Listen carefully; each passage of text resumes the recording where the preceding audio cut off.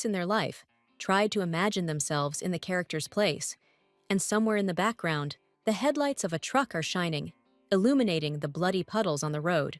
We are talking about the classic "if only," when readers think about how they would act in the place of their favorite characters, what they would change in the narrative, or something else in that spirit. Along the way, the narrator recalls various parodies of romantic manhwas. For example, the story of how a rabbit girl managed to make a formidable male panther fall in love with her. Then there was a reference to a work in which the main character was the second wife of an inconsolable widower with a small daughter in her arms. But the protagonist became a kind and loving stepmother, and not a stereotypical evil witch. And at the end, the narrator recalled a story in which a certain girl agreed to enter into an arranged marriage with an all-powerful aristocrat in order to protect her family. These were all sweet and harmless romantic stories about the love of two young people.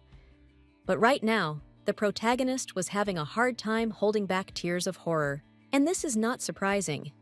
A certain young man lazily noted that if the main character had come to him even a minute later than expected, he would have ordered her head to be cut off without hesitation. The pink-haired girl in the maid uniform screamed to herself that she could never even imagine such a thing, that she would be thrown into a reincarnation in a reality where she needed to survive, and not just live. To say that the newcomer didn't like it would be a serious understatement. If she hadn't been alone, she would have probably grabbed her head and rolled around on the floor in hysterics. After this, the action moves to another time and place. The main character, not yet knowing how drastically her life had changed, opened her eyes with difficulty, thinking sadly about how she didn't want to go to work. Alas, there was nothing to do, and in the end, the girl had to open her eyes. And instead of her old apartment, she unexpectedly discovered a luxurious palace room with columns. This sight was so out of the ordinary that the protagonist first decided that she was still asleep and was simply dreaming about her hotel due to her excessive workaholism. But then she saw a stranger. His face was completely hidden by darkness, but one could tell that the man was still very young, just a boy yesterday. However, he was wearing an expensive old black suit, and under his glove, his hand was covered in bloodstains. At first, the woman thought he was a foreigner, but then the stranger sat down in the next chair without asking, extended his dirty hand to the heroine, and ordered her to wipe it. And in the same tone that trainers use with dogs, the sight of blood struck the protagonist so much that she did not pay attention to anything else and rushed to carry out the order, but silently lamented that she should have listened to her parents. Otherwise, even in a dream, there is no escape from the boring routine. The girl obediently ran a damp cloth over the stranger's hand. She quickly felt sick from the vile smell of blood, but she did not try to resist, despite the fact that she continued to consider what was happening a dream. At some point, the maid managed to wipe away enough dirt to get a good look at the mysterious guy's hand. Right on the palm was an old scar in the shape of the letter X. The mark looked too smooth to be an accidental wound, as if some pervert had deliberately carved it into the body. But the maid was surprised not so much by this as by the strangely familiar shape of the scar. The surprise was so strong that the main character froze for a long time. In the end, the visitor directly asked her if she was going to remove the remaining stains, and the girl, realizing what she had done, continued. In another situation, she would have been indignant and simply thrown a rag in the face of the rude client. But this man was simply breathtakingly beautiful, pale as milk skin, scarlet eyes, and hair the color of raven feathers. He didn't look like a simple mortal man, but rather a magnificent and seductive vampire. One look at him was enough for the protagonist to forget about everything in the world. The maid thought languidly that this young man was very much in line with her tastes, but when the red-eyed man very rudely demanded that she continue working, she was taken aback and mentally corrected herself. No, he was not her type. In the end, the brunette graciously allowed the maid to go about her business, and the latter walked away proudly, quietly seething with terrible indignation. She thought to herself that it didn't matter how stunning a person's appearance was. If he was a nasty pig by nature, then he would get nothing and not an offer of love and heart. The heroine opened the door, obviously thinking that after this, the protracted realistic dream would finally end. But no. Outside there was a crowd of men and women in servants' clothes. They all stared at the protagonist with such indescribable shock and horror, as if she had suddenly turned into a nightmarish monster. And then they screamed, "Rose!" And the girl did not immediately understand that this was an appeal to her. This in itself was extremely strange, but what happened next was more. Colleagues pounced on the maid with questions and surprised exclamations about the fact that she was suddenly alive.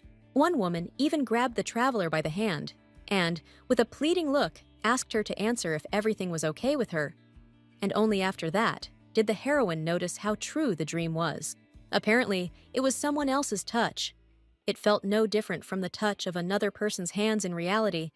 And then there was a very loud sound of breaking utensils. It was an elderly, mustachioed servant, carrying a silver tray with expensive crystal glasses. But he was so stunned that he dropped his jaw and the master's things. It seemed that just a little more and the man would simply faint, so deep was the shock that had taken hold of him. But the butler still had enough strength to say something. As it turned out a second later, this was not an ordinary servant, but the butler, the head of all the castle servants. And he, too, was very surprised by the fact that Rose was somehow alive and well. This seriously alarmed the protagonist. For some reason, everyone was fussing around her, acting as if they were on the verge of panic, calling her by a different name. And then everything started to blur before the girl's eyes, and the stranger's speech turned into incoherence. Suddenly, the girl realized that all the words she had spoken since waking up were not Korean, but some other, completely unfamiliar language. But she didn't have time to think about it properly. Pain pierced her head, and along with the pain came the memory of crossing the road one evening, and suddenly finding herself nose to nose with a huge truck, rushing forward at full speed. What happened next was not hard to guess. A terrible collision that broke most of the woman's bones and crushed her internal organs. A flight down the street, and finally, death. With some icy detachment and calm, the protagonist finally remembered who she was. Her name was Rosa, and she was the daughter of a baron named Estanya. Her parents died, and since they clearly had no inheritance to provide their young daughter with a carefree existence, the girl had to get a job as a maid in someone else's house. But this was not the home of some minor aristocrat, and certainly not a hovel of commoners. The main character worked for the crown prince himself, and the realization of this pierced her like a lightning strike. What's more, a huge symbol woven from pale pink appeared before the eyes of the traveler. But what is characteristic is that no one except her noticed it. It was only Rose's first day working for the crown prince, but she was already overwhelmed by the experience. And not in a good way, considering how much the woman was sweating and shaking. It was as if two huge fires were fighting in her head. They were memories belonging to two completely different people, one of whom was Estanya herself, and the other was a stranger from an alien universe. The mental strain was too great for an untrained person to bear without injury, and at one point, Rose simply collapsed in a deep faint. The people around immediately started running around and shouting something in their strange language, but the protagonist no longer heard it. She was happily unconscious until daylight. Waking up in luxurious chambers, the main character walked unsteadily to the mirror and let out a shrill scream, because some unknown girl was looking at her from it. This could be understood already, because the stranger had very long and rich pink hair, as if some pervert decided to sculpt it out of icing. The time traveler remembered herself as an ordinary young Korean woman with brown hair, so her shock was understandable, not to mention the fact that Rose was wearing a disgusting lace nightgown that the earthling wouldn't even touch. To the protagonist's credit, she began to understand quite quickly what exactly had happened to her, but she desperately did not want to admit it, because it went against the entire familiar world order. Wanting to find some evidence or something else important, the main character rushed to rummage through the closets, desperately sorting through things and mercilessly throwing them aside. The woman tried to convince herself that even such a strange incident must have a reasonable explanation, and to prove it, she grabbed a large comb. Perhaps the traveler was going to pull out a few of her hairs to see their natural brown color at the roots, and finally calm down. Like, it's just a prank. But it was not to be. Staggering like a drunk, the pseudo-Rose noticed a book lying on the table. Large, thick, and with a very unusual cover, painted in black and purple colors. The book didn't look dangerous or creepy. No images of skulls, blood, or monstrous faces. But for some reason, just looking at it made the heroine's spine break out in a cold sweat. It was the aura of the mysterious tome that mattered. Despite its rather harmless appearance, the protagonist's instincts screamed that something was wrong with this item, and it was better to stay away. In another situation, the heroine would probably have done so, but now she was in an even more terrible situation, and therefore, overcoming her horror, she reached out to the volume with her hand. For the first few moments, nothing happened, but then the strange book began to glow with a bright purple light, gradually turning into a blinding white. Rose muttered that everything was fine and nothing terrible had happened, but her face was so distorted that it was easy to guess that the girl herself did not believe it. Only a second passed, and the newcomer, squeezing her eyes shut as tight as she could, mentally screamed what the hell was going on here, not holding back from using strong language. Fortunately, that was all. No tentacle monster crawled out of the pages and devoured the woman who disturbed it, so the protagonist, having calmed down, began leafing through the tome with interest. It contained entries in the same unknown language, which the main character now understood. But the strangest thing was not this. After reading it carefully, the girl realized with great disappointment that this was a banal, boring work diary. There was no magic to help fix the situation, no cosmic horrors threatening mortal sanity, just the real Rose writing down her daily routine and the habits of the prince. Naturally, the newcomer didn't care what the unknown boy was eating for breakfast. She had to find something really useful at all costs. She furiously turned over whole layers of pages until she suddenly came across a very creepy entry. In it, the maid shared that she had received an order from an unknown person to kill her master. Perhaps the main character would have even screamed, but she was unable to squeeze out even a squeak. Such was the shock that gripped her, and her fingers clutched the book until they turned white. After this, the newcomer stared indifferently into space with the look that one might see in soldiers traumatized by military action. Frightening and empty, because she realized that she had not ended up in a fairy tale. Meanwhile, the diary mentioned the death of the previous maid named Emily. She apparently tried to finish off the crown prince, but failed, so Rose, understandably, feared for her head. She was, after all, an ordinary girl, and the prince was the most important and protected person in the country after his parents. An attempt on his life would be a suicide. The protagonist thought hard. She correctly noted that it was somehow strange to leave such an important and dangerous message in an ordinary diary, where someone's curious eye could accidentally stumble upon it. It could well be that this entire message was nothing more than an element of another, much more complex and well-thought-out intrigue. But the traveler immediately forgot about it when she read that a certain duke wanted Calix Fosman dead. It was like a bolt of lightning out of the blue.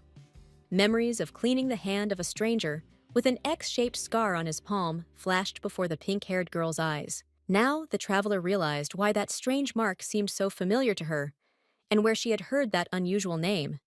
Because she dropped the diary in shock. There were no more doubts.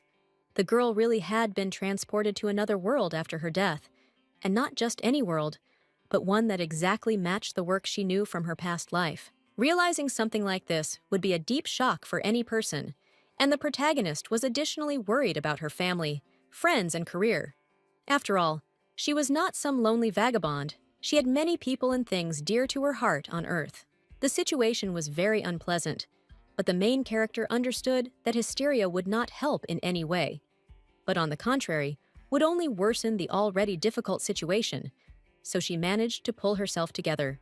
Having caught her breath and picked up the diary with trembling hands on the second try, the former Earthling realized that the memories of the body's true owner, Rosa Estenya, were beginning to return to her, slowly absorbing the memories of someone else's life. The woman realized that the character in whose guise she now arrived was the daughter of a baron and an orphan in the service of the elder prince. If we are talking about that Calix Fosman, then things are bad, because he was the main character of a work of a specific genre, focused on crazy elites, that is, a maniac and a tyrant. In addition, the novel had a +19 age rating and was published in the early 2000s, when publishing rules were different, and it had a fair amount of meat in it. The girl grabbed her head. In her short life, she had read many different books, but according to Murphy's Law, she had been thrown here, into this universe of darkness and vice. But this hysterical outburst passed quickly. The protagonist had very strong self-control, and after a minute, she was just standing there, barely audibly snorting and trying not to cry. She remembered one important detail. The main character of the original work was not called Rose at all, and if Calyx is called a prince and not a ruler, then she is at the very beginning of the plot. In other words, if at some point the time traveler dies, no one will notice. Her role in the grand scheme of things is so insignificant that there will be no consequences, and the probability of dying very quickly and in a far from pleasant way is extremely high. The crown prince is so crazy that he is capable of killing a subordinate for the most trivial reason, and besides, the former Earthling couldn't come to terms with the fact that she would now have to walk around with such a tasteless hair color, as if lumps of cotton candy were growing out of her skull. But this flash of emotion quickly subsided. The girl looked at herself in the mirror very thoughtfully, as if she was trying to assess her new appearance with a fresh look. For a moment, she even imagined her old body standing opposite her, an ordinary young woman from Korea, with long brown hair and in a funeral suit. The protagonist really wanted to return home, to her native world. There she had everything one could dream of, including a loving family and a good job. But to do this, she first needed to somehow survive in the new world. First of all, it is necessary to think through the tactics of action, because very soon, Calyx will begin to kill all his relatives who have even the slightest right to the throne in order to remain the only heir. You can try to assure the Mad Prince of your loyalty or vice versa, but in any case, one single mistake can lead to the executioner's chopping block and axe. The girl cast a thoughtful glance at Rose's diary. Now it was definitely no longer touched by the creepy grimoire with a supernatural aura, and carefully opened a certain page. These were notes about the prince's daily routine. Now that the main character realized that her life depended on this man, it was important for her to learn how to behave better around him. Now that the initial plan of action had been decided upon, the girl prepared for work. She quickly pulled on her maid uniform and braided her hair into a ponytail. She could learn Calyx's entire daily routine in 10 minutes, so the main problem was the need to behave meekly around the crowned psychopath. Then it was necessary to determine the winner in the race for the throne and increase the number of his supporters. Perhaps it sounded mean, but the girl was ready to do anything to see home again. After this, the audience is shown the kitchen of the palace. It was a typical room, shown in thousands of other works, with a lot of cabinets and dishes, barrels and wooden tables. The time traveler peeked furtively from behind the doorframe, just like an experienced scout who can notice and remember the location of the enemy's troops and supplies in a matter of seconds. And of course, there were people in the kitchen. Maids scurried between the shelves, and the boss of everything was an elderly, bearded cook with the look of a large, sleepy turtle. Rose announced that she had arrived for breakfast for His Highness. She smiled, spoke in a sweet and polite tone, trying to please her new colleagues, with whom it was still unknown how long she would exist.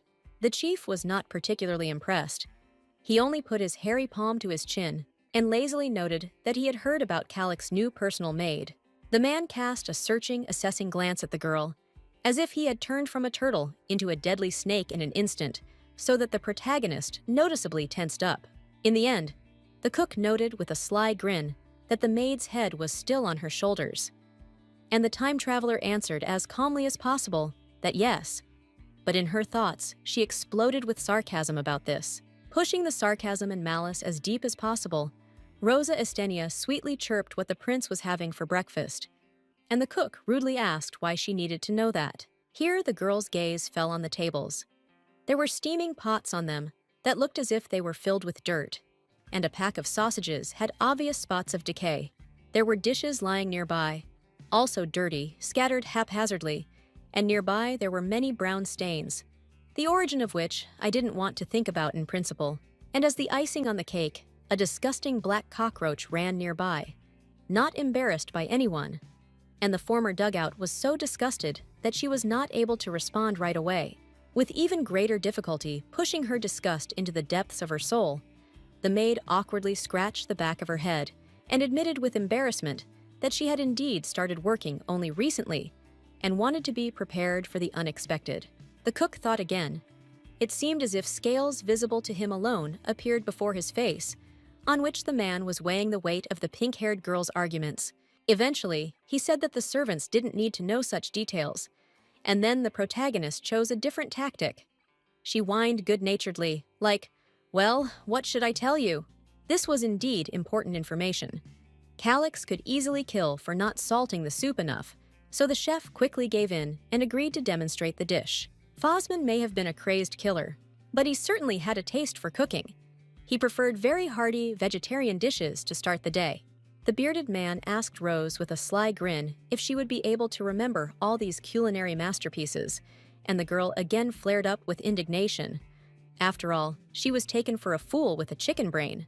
But the maid managed to cope with her irritation this time too. She only thanked the cook with a sweet smile, after which she slowly rolled the food on a tray into the prince's room. Fosman's palace literally breathed luxury. There were light and gilded things everywhere. Chandeliers with crystal decorations hung from the ceilings, and the walls were trampled by columns with pink flowers. However, the main character didn't really care about all this wealth. She reminded herself that she was at the very beginning of the original plot in order to better understand how to act. It may not have been noticeable from the outside, but in reality, the protagonist was seriously nervous. She had to, metaphorically speaking, enter the den of a hungry tiger and come out safe and sound. At any cost, it was impossible to allow Calyx to experience even the slightest discomfort due to Astenia's presence. Then, like a spoiled child, he would rip the head off this toy and throw it away. This in itself could throw even an experienced adventurer off track, let alone an ordinary girl. But besides, Rose could not figure out how to address the brunette, and the correct title is very important in feudal society. The time traveler was unable to come up with a more or less suitable option, so she decided to entrust her fate to chance, with the hope that the prince would understand everything perfectly well anyway. The main character took a deep breath, drawing as much air into her chest as possible, opened her mouth, and then a thunderous cry burst out that could knock people off their feet.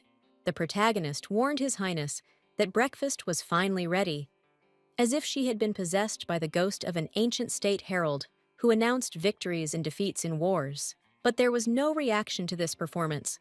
The prince, in principle, did not make it clear that he was now in his room, so Rose even became worried whether she had done everything correctly. The agonizing wait lasted for many seconds, and during this time, the woman mentally said goodbye to life many times. But in the end, an indifferent "come in" was heard. Calyx Fosman turned out to be the same man the protagonist met at night, at the moment when she found herself in the new world. Now he was lazily sitting on the couch, with a shirt casually pulled over his body. Despite his natural attractiveness, the young maniac looked bad. There were large, dark bags under his eyes, as if he hadn't been able to sleep for several nights in a row. But the young man looked sad and beaten only for a few moments. After that, he mockingly bared his teeth, as if he had suddenly seen something very funny.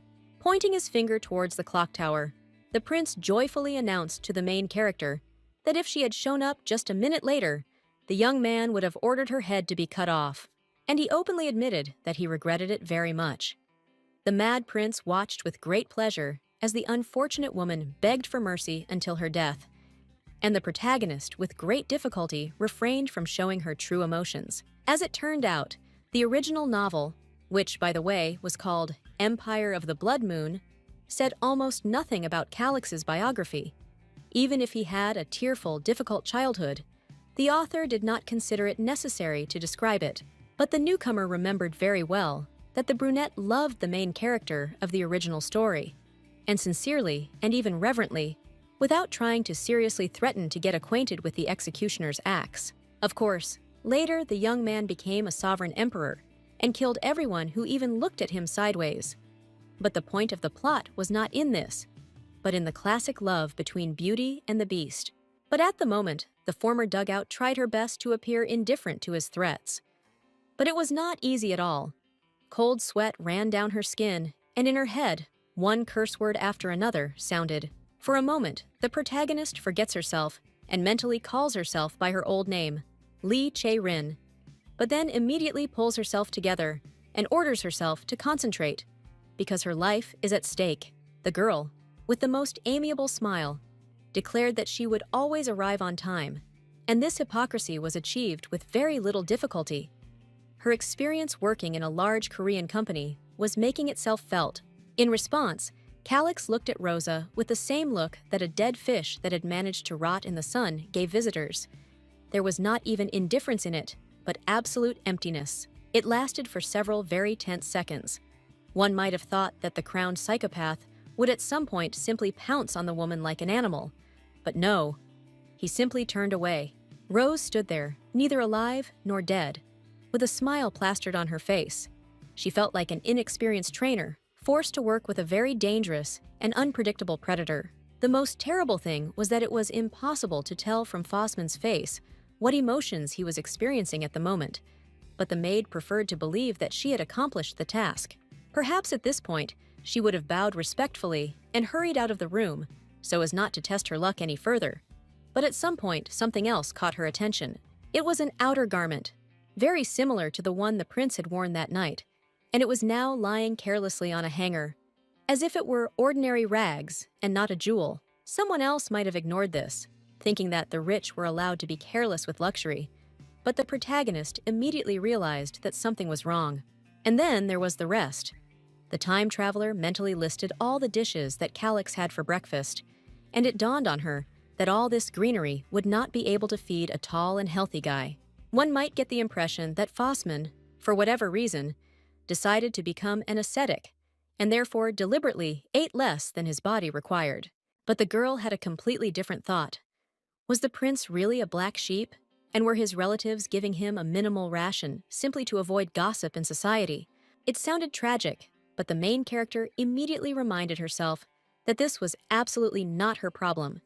It was important to make sure that her own head remained on her shoulders. Thus, the protagonist very quickly drove the inappropriate sympathy into the deepest recesses of her soul, and out loud only kindly suggested to the owner to list the food prepared. Without waiting for permission, she cleared her throat, just like a professional announcer or singer, ready at any moment to delight the audience with her sonorous voice.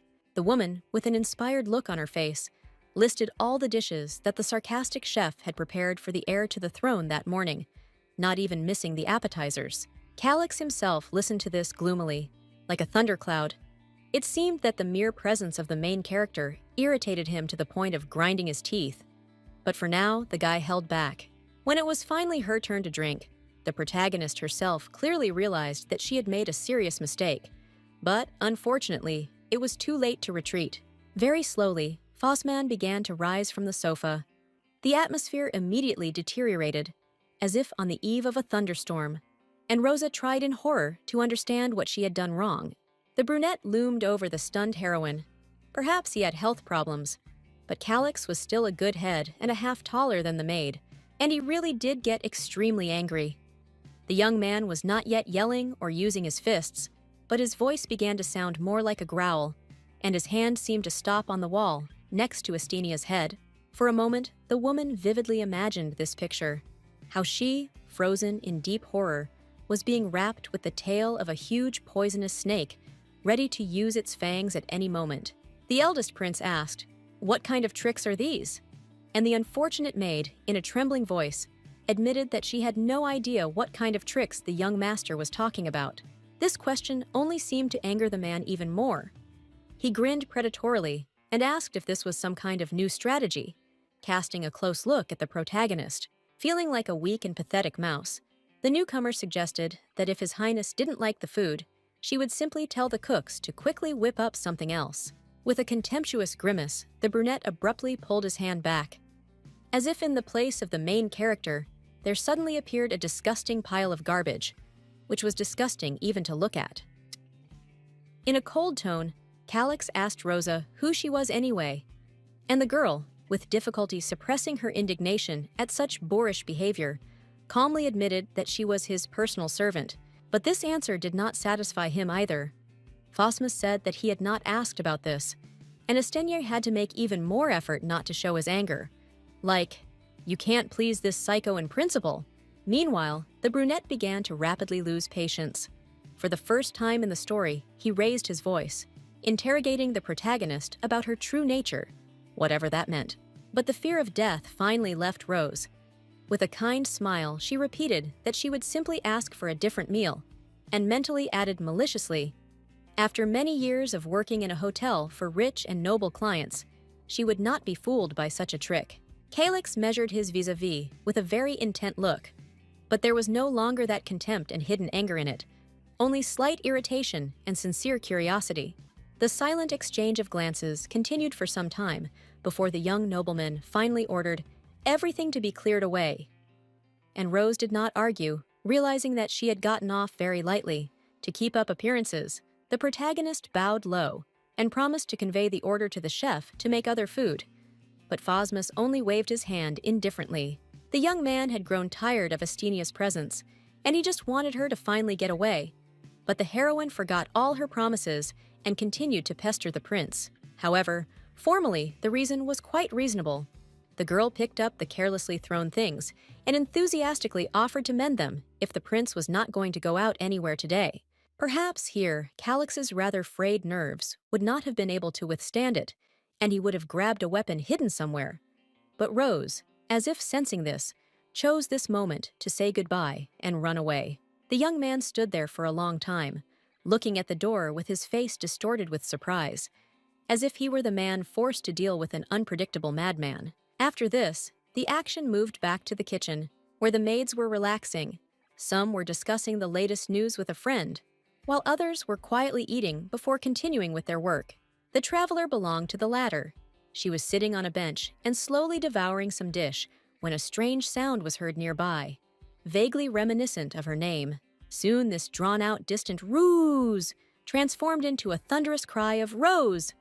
And its source, a maid with short brown hair, literally threw herself on the protagonist's neck. The main character was taken aback, but immediately recognized who had rushed at her. So she raised her hands in a defensive gesture and with slight excitement asked Mila what was happening. The aforementioned girl, in response, only fixed a pleading look with her huge, tear-swollen eyes on the pink-haired girl, as if she was trying to copy a puppy begging for food. Mila began to shake Estenia emotionally and chatter at a crazy speed that she was already completely exhausted. She thought that her friend had died. But no, thank God. Her head was still on her shoulders. What joy! The protagonist sarcastically noted to herself that if she didn't have a head, she wouldn't be able to talk to anyone. But the worried maid continued to talk. In particular, the girl mentioned that a certain mistress had treated Rose too cruelly. Embarrassed and looking away, the friend admitted that the main character was the best worker in the estate. It was no secret to anyone, and the pink-haired girl immediately tensed up. Was that an insult or what? Mila seemed to have read her thoughts, so she immediately rushed to assure her that everything was fine, and there was no need to be offended.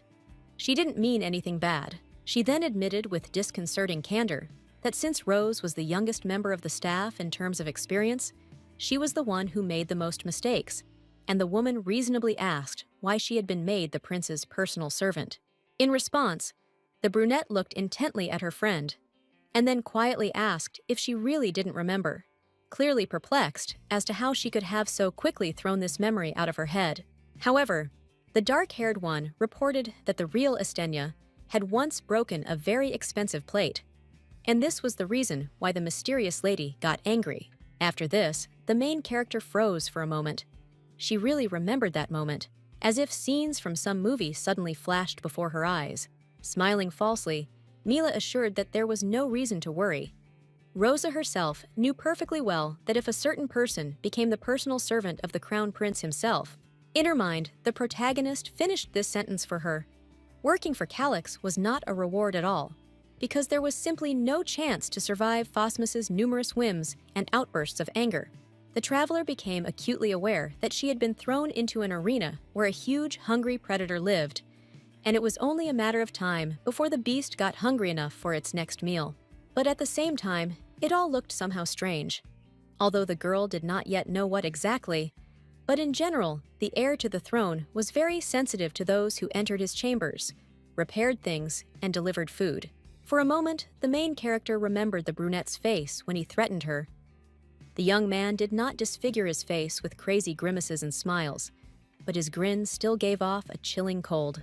On the other hand, the prince's things and bedroom simply did not look like the belongings of an imperial heir. At most, it was the level of a minor baron. Then the protagonist remembered the ill-fated tailcoat, abandoned by its owner on a hanger. Upon closer inspection, it looked more like an old rag than a luxurious uniforms. Finally, the time traveler remembered the diary in which the real Rose wrote down the orders she had received from God knows who to kill Calyx, and how she vented her fear of the consequences of failure. The unfortunate girl wanted to live an ordinary life, but ended up in the center of a terrible political whirlpool, an easily replaceable tool in the paws of fat spiders called aristocrats. All this added up to a very unpleasant picture. But to be absolutely sure, the main character needed to find out certain information, and Mila knew it. Trying not to let her weakened voice tremble noticeably, Estenia quietly asked if a new servant, especially a maid, had appeared at the Crown Prince's estate. The brunette, not noticing the poor state of her interlocutor, seemed to blossom and began to chatter.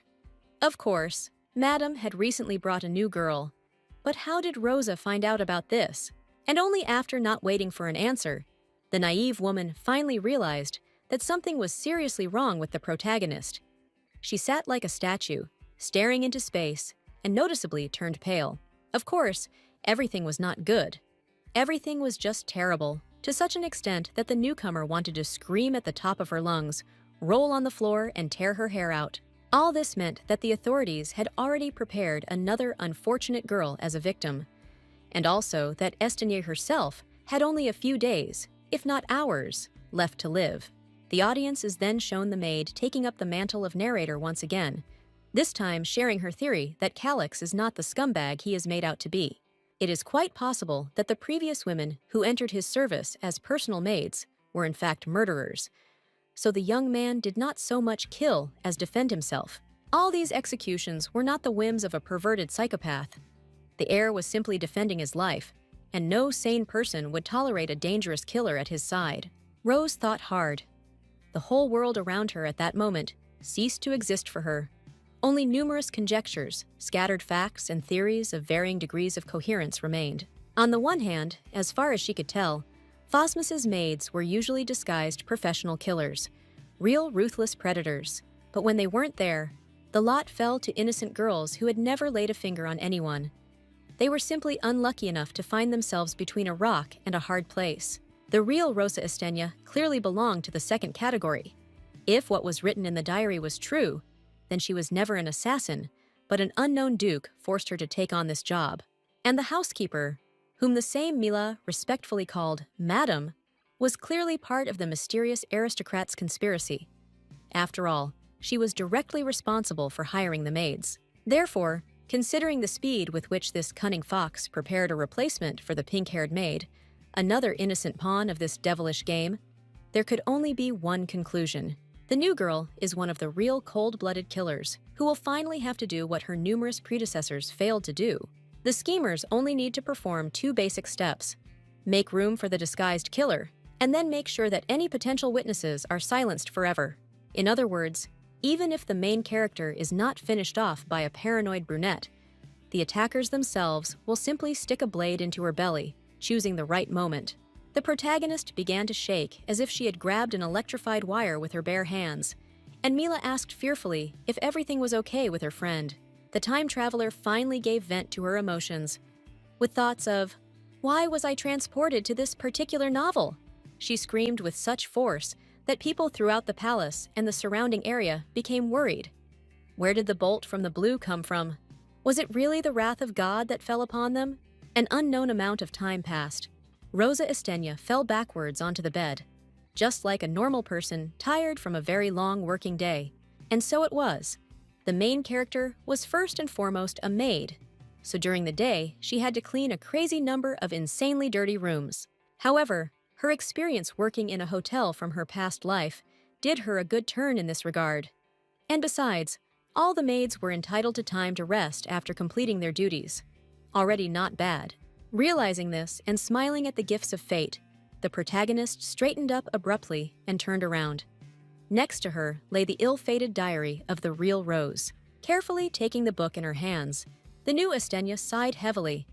It was time to work her brain, coming up with a plan of action, since she belonged to the type of people who simply could not live without a pre-written list of actions. The girl carefully opened the pages and turned them over, looking for some new, useful information. And at some point, she saw something that almost made her scream. However, almost was premature. When the shock passed and the protagonist took control of her vocal cords, she screamed so loudly that the other maids in the corridors almost fell off their feet. Rose literally froze. Dropping the diary, she froze in a very uncomfortable position, and with an expression of inexpressible horror on her face, as if the harmless book had turned into a disgusting mess of worms. Then the time traveler reached out to her with a trembling hand, but with such monstrous reluctance, as if the book had come to life and silently ordered the mortal to touch it. As it turned out a few seconds later, when Estenia looked more closely at the pages, this reaction was not at all acute. The contents of the diary had supernaturally changed. In the first person, it was said that the Duke gave the maid a vial of poison so that she could kill Calix. But for now, the deadly vessel was kept in a secret place under the bed. It was pure madness. Even after the main character moved into someone else's body and into someone else's world, everything described above seemed like complete nonsense. The woman could have sworn that she had never entered this information into the diary or met with the Duke or one of his agents. But just in case, she crawled under the bed to check for poison. The box that the bottle was supposed to be in was indeed there, and in the exact place described on the page, down to the millimeter. The maid couldn't help but curse. This was beyond all possible limits, and the damned box really did contain poison. It bubbled with such frequency and force, as if it had come to life and was trying to get out.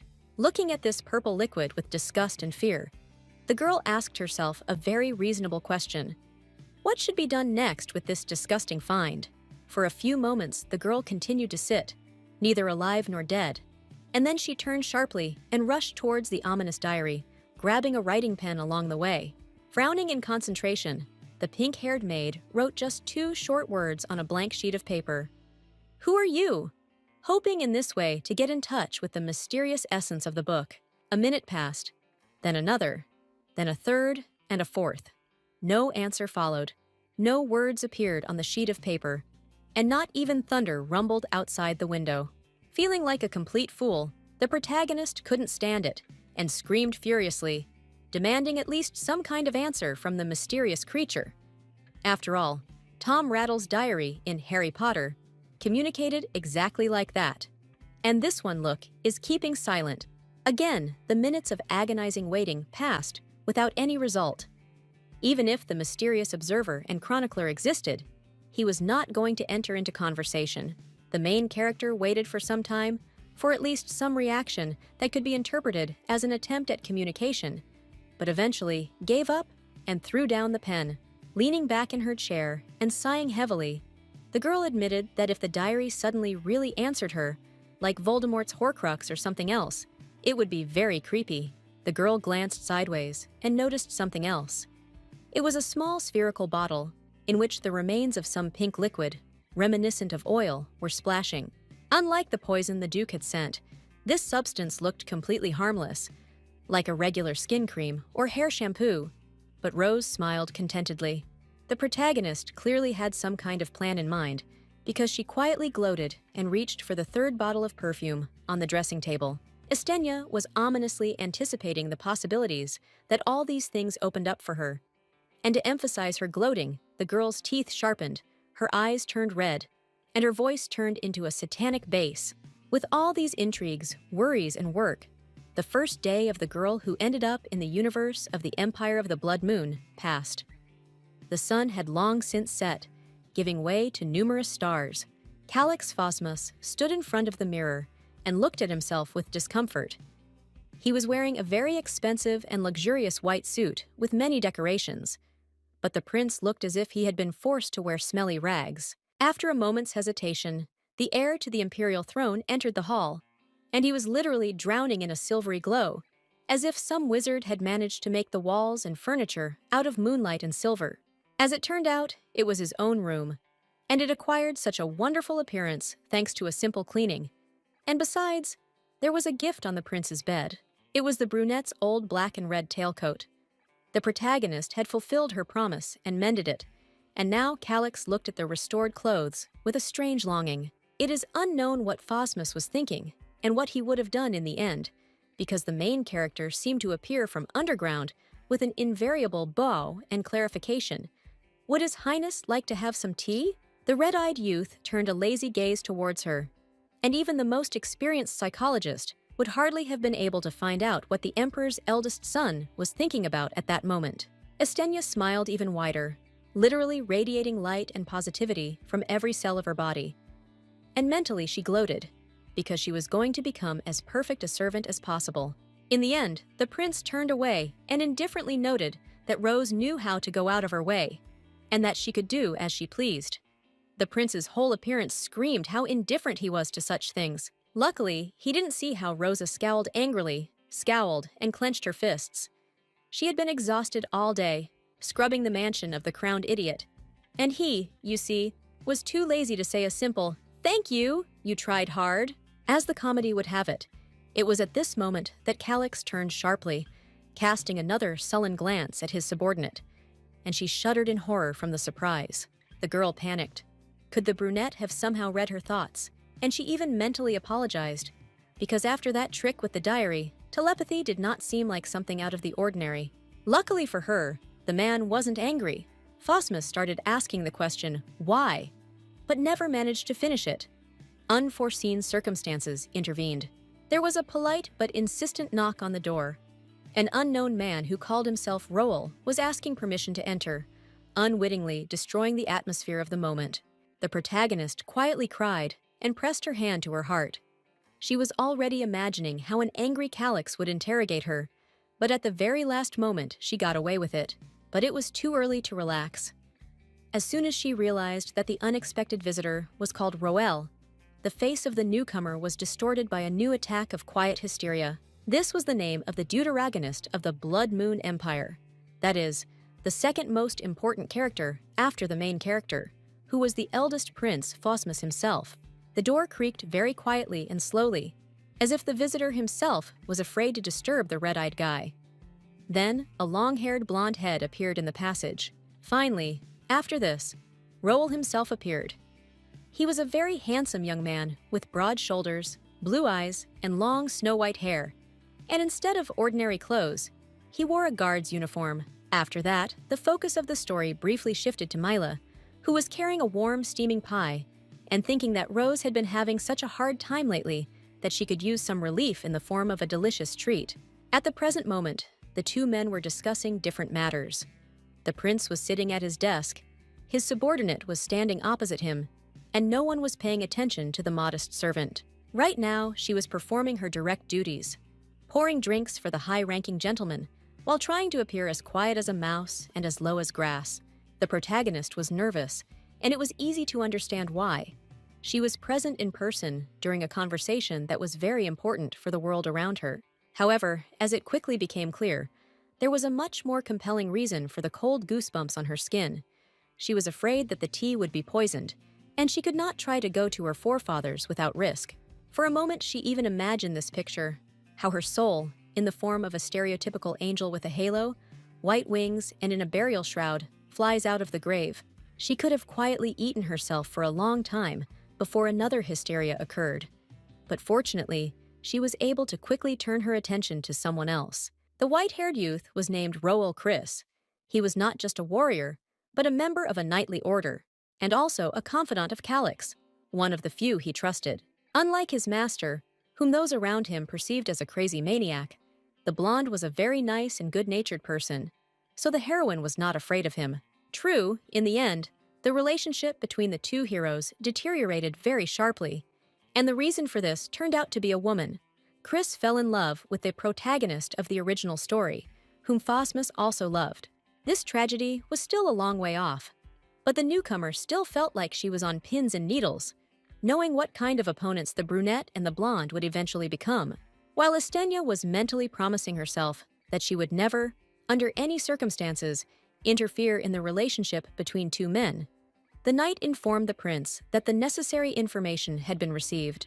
The brunette succinctly ordered to continue speaking, and Chris reported that according to reports, the organizer was the third heir to the imperial throne. The The girl immediately pricked up her ears, like a sensitive rabbit hearing a fox approaching. Such interesting information simply couldn't be missed. Viewers are given a brief exposition once again, revealing that the current emperor had 4 sons, and unlike most earthly monarchies, all princes had equal rights to the throne. The eldest was already a grown man, and the youngest was a teenager. And besides, they were all born to different mothers, who, interestingly, had the status of empresses. Calix, in addition to his pariah status, stood out because his mother had died. It was still unknown what happened to her, but the young man's position in the family left much to be desired. In the future, as the protagonist reminded, Phosmus will definitely destroy all his half-brothers and take the throne by force. But this will not happen now. For now, the main character was waging a war of intrigue with the third prince. Roel continued to explain how he thought they would do best in this situation, and Rose served the young gentleman tea, pretending to be deaf and blind. But the imperial offspring did not put on such a bad show. He said nothing, but cast such an angry look that he could have stopped a maddened horse. Knowing full well that she could be stabbed for eavesdropping and trying not to lose her composure, Estenia revealed that she had added a new ingredient to the drink that would help Calix clear his head. The prince responded with a stern, "You!" and the maid, trying to contain a slight tremor, straightened up in anticipation of an order. And mentally, she took the time to be indignant about why the brunette constantly addressed her in this way. Ignoring the obvious fear of his subordinate, young Phosmus calmly announced that he would have a special assignment for the pink-haired girl. There's a tiny time skip, and readers are shown the protagonist walking down a dark, nighttime corridor, clutching a small antique lantern. The main character was angry. Calix ordered her to bring the 3rd volume of the History of the Empire from the library at the end of the corridor, but she understood that she had been unceremoniously kicked out at the beginning of the most interesting conversations. However, the maid could mentally make faces at the mischievous prince as much as she wanted, but she understood in her mind that Phosmus simply acted in the most reasonable and logical way in his situation. The heir to the throne had spent many years surrounded by schemers and murderers, so it was logical that he sent the unfamiliar woman away as soon as the conversation turned to the secrets of high politics. Eventually, the protagonist reached the end of the corridor. Like the rest of the palace, it was very long, but the coveted door finally appeared and the girl pulled the handle. The library greeted the visitor with pitch darkness. It seemed as if Rosa Estenia had been mystically transported to the bottom of the ocean, because even the flashlight was of little help. This greatly frightened the newcomer. She cowered, imagining how a terrible ghost would suddenly attack her from around the corner and set the goal of finding the treasured tome as quickly as possible. To make it easier to rummage through the numerous dust-covered shelves, the woman placed the lantern on a nearby table, directing all its light to the desired point. After this, a difficult and long search for the 3rd volume of the history began. Calix was not one of those bibliophiles who keep thousands of books in huge halls, but he also had a decent collection of literature. The maid was lucky. She managed to quickly find the necessary tome and was about to return, but just at that moment, a strange and loud rustling sound reached her ears. The protagonist froze, as if she had suddenly felt a blade of cold metal between her shoulder blades. Such a sound simply could not have been created randomly. Trembling like an aspen leaf, Rose turned around and called out to Calix with false joy. But the only answer was silence. Deep down, the girl herself understood that the prince was the last person capable of such fooling around. But this realization only made the situation more frightening. After all, if Phosmus had nothing to do with the ominous rustling, then who was making it at all? The main character tried to calm herself down, assuming that it was all the fault of an ordinary wind, especially since the window was open and the air currents were so strong that they even put out the lantern protected by glass. But then the woman remembered something again, namely the fact that the conspirators, dreaming of finishing off the younger prince, would first destroy his personal servant in order to put an assassin in her place. If everything was right and the killers were already going for Estenia's head, then they would definitely arrange the assassination attempt to look like an accident so as not to arouse suspicion. And the realization of this made the maid shiver as if she was in a very cold place. The main character realized very acutely that if she, like some detective, began to unravel this tangle, she would become the main target for everyone. The Duke, the housekeeper of the Calyx Palace, and, finally, the killer they hired. It was easy to dream about adventures while they remained purely on the pages of books, but now that her life was in real danger, the traveler was ready to give up everything and lead the existence of a modest gray mouse. Feeling a large, cold drop of sweat running down her face, the pink-haired girl turned around abruptly, as if the rudimentary instincts that people had inherited from their animal ancestors had screamed in alarm. But there was no one behind her. The night wind had simply gotten really loud and had forcefully thrown open the window shutters. But the protagonist knew very well that there was someone else in the library. As if to add to the contrast, the night outside was very peaceful and beautiful. A huge crescent moon, like a sickle without a handle, shone in the sky, and the wind played with the fluff in the air. The girl had time to think that the assassin probably wanted to attack her from there, but she didn't have time to do or think anything else. A thug with a weapon and a mask covering his face finally jumped out of the darkness. After this, attention turned to the main male characters. Having sent Rose away, Calyx and Roel continued to discuss state affairs and intrigues among themselves. As it turned out, the brunette knew perfectly well that a hired killer was hiding somewhere in the palace, because he asked the blonde where this killer was sent from. Chris patted the papers with the report, confirming Estinia's theory. The criminal was a woman disguised as a maid, and she was working for the Duke. Besides, it has now become clear that the prince suspected the protagonist of being connected to his enemies, because he decided to clarify separately. She definitely has nothing to do with all this. The knight began to explain, saying that they themselves did not yet know for sure. But then he stopped and looked at the gentleman in surprise, who remembered the name of some servant girl. The indignant young man replied that he had always remembered such servants, but the swordsman mercilessly retorted that this was a lie. For Calyx, they had always been these and those girls. Since things were different with Rose, the blonde made the only logical conclusion. The main character had managed to truly please Phosmus, since he remembered her not only by sight.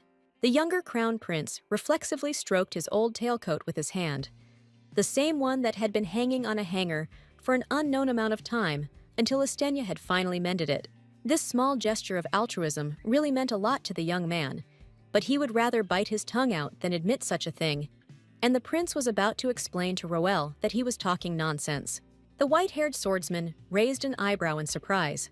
He hadn't seen his master react so sharply to what he considered an insignificant topic for a long time. But Calyx refused to continue the conversation, realizing that he had trapped himself. Meanwhile, the clock continued to peacefully tick away the time, and it showed that it was deep night outside, when most people were already in their 10th sleep. The protagonist himself commented that it was already very late. Perhaps he was about to announce the end of the meeting and finally head to the bedroom to try to sleep. But this never happened, because both Phosmus and Chris suddenly heard a very suspicious noise, causing the two men to instantly tense up. The prince, without further ado, walked out into the corridor and headed towards the library, while the white-haired swordsman tried to catch up with him and convince him that it would be better for him to do this. The red-eyed man, without slowing down, calmly explained that this was not the case. The maid had failed to carry out the order of the heir to the throne, which meant that the matter was very serious and needed to be dealt with personally. But in reality, Calyx was simply worried about Rosa. He understood that if this woman was really not involved in the conspiracies, then the Duke would definitely try to remove her from the path. The man himself understood perfectly well that the probability that Estenia was a murderer or a spy was very small, and therefore he was nervous and bit his lip in fear of not making it in time. At this moment, the youngest crown prince decided to cast aside his royal dignity and began to run for real. And Roel, who had been following the Shadow Lord, also hurried. The man didn't even have time to open the library doors properly when an indistinct scream came from inside, as if an unknown person was being desperately strangled in an attempt to prevent him from calling for help. The protagonist's red eyes widened in an attempt to understand what was happening. The book depository was so dark that he might as well have put a blindfold on his eyes, and it wouldn't have gotten any darker. A moment later, an enraged cry of "Answer!" was heard, and everything would have been fine, only it belonged to a woman, and a suspiciously familiar one at that. A moment later, Rosa Estenya launched into such a stream of choice curses that the men rushing to her aid were taken aback. They had expected anything but this. After this, the action briefly moves to the moment of the attack. The protagonist managed to sense the killer in time and took out a bottle of perfume that she had prepared in advance. However, the assassin noticed this and rushed forward, obviously in order to intercept the secret weapon from the victim and quickly finish him off, now defenseless. The main character turned around in response. It happened in less than a second. Like in some action movie where characters can dodge or strike in a matter of moments. However, this instinctive movement ultimately saved the life of the newcomer. The killer in the mask was already very close when she brought the vial of poison to his face and sprayed it. The criminal screamed in terrible pain. The poison had gotten right into his eyes, and the torment was so intense that it was simply impossible to bear. Because of this, the man fell into a terrible rage. If before he acted in cold blood, now he simply waved his sword in hysterics, hoping to punish the impudent girl. Rose retreated in horror. She had no other weapon besides poison, and it was not very good against a blade in open combat.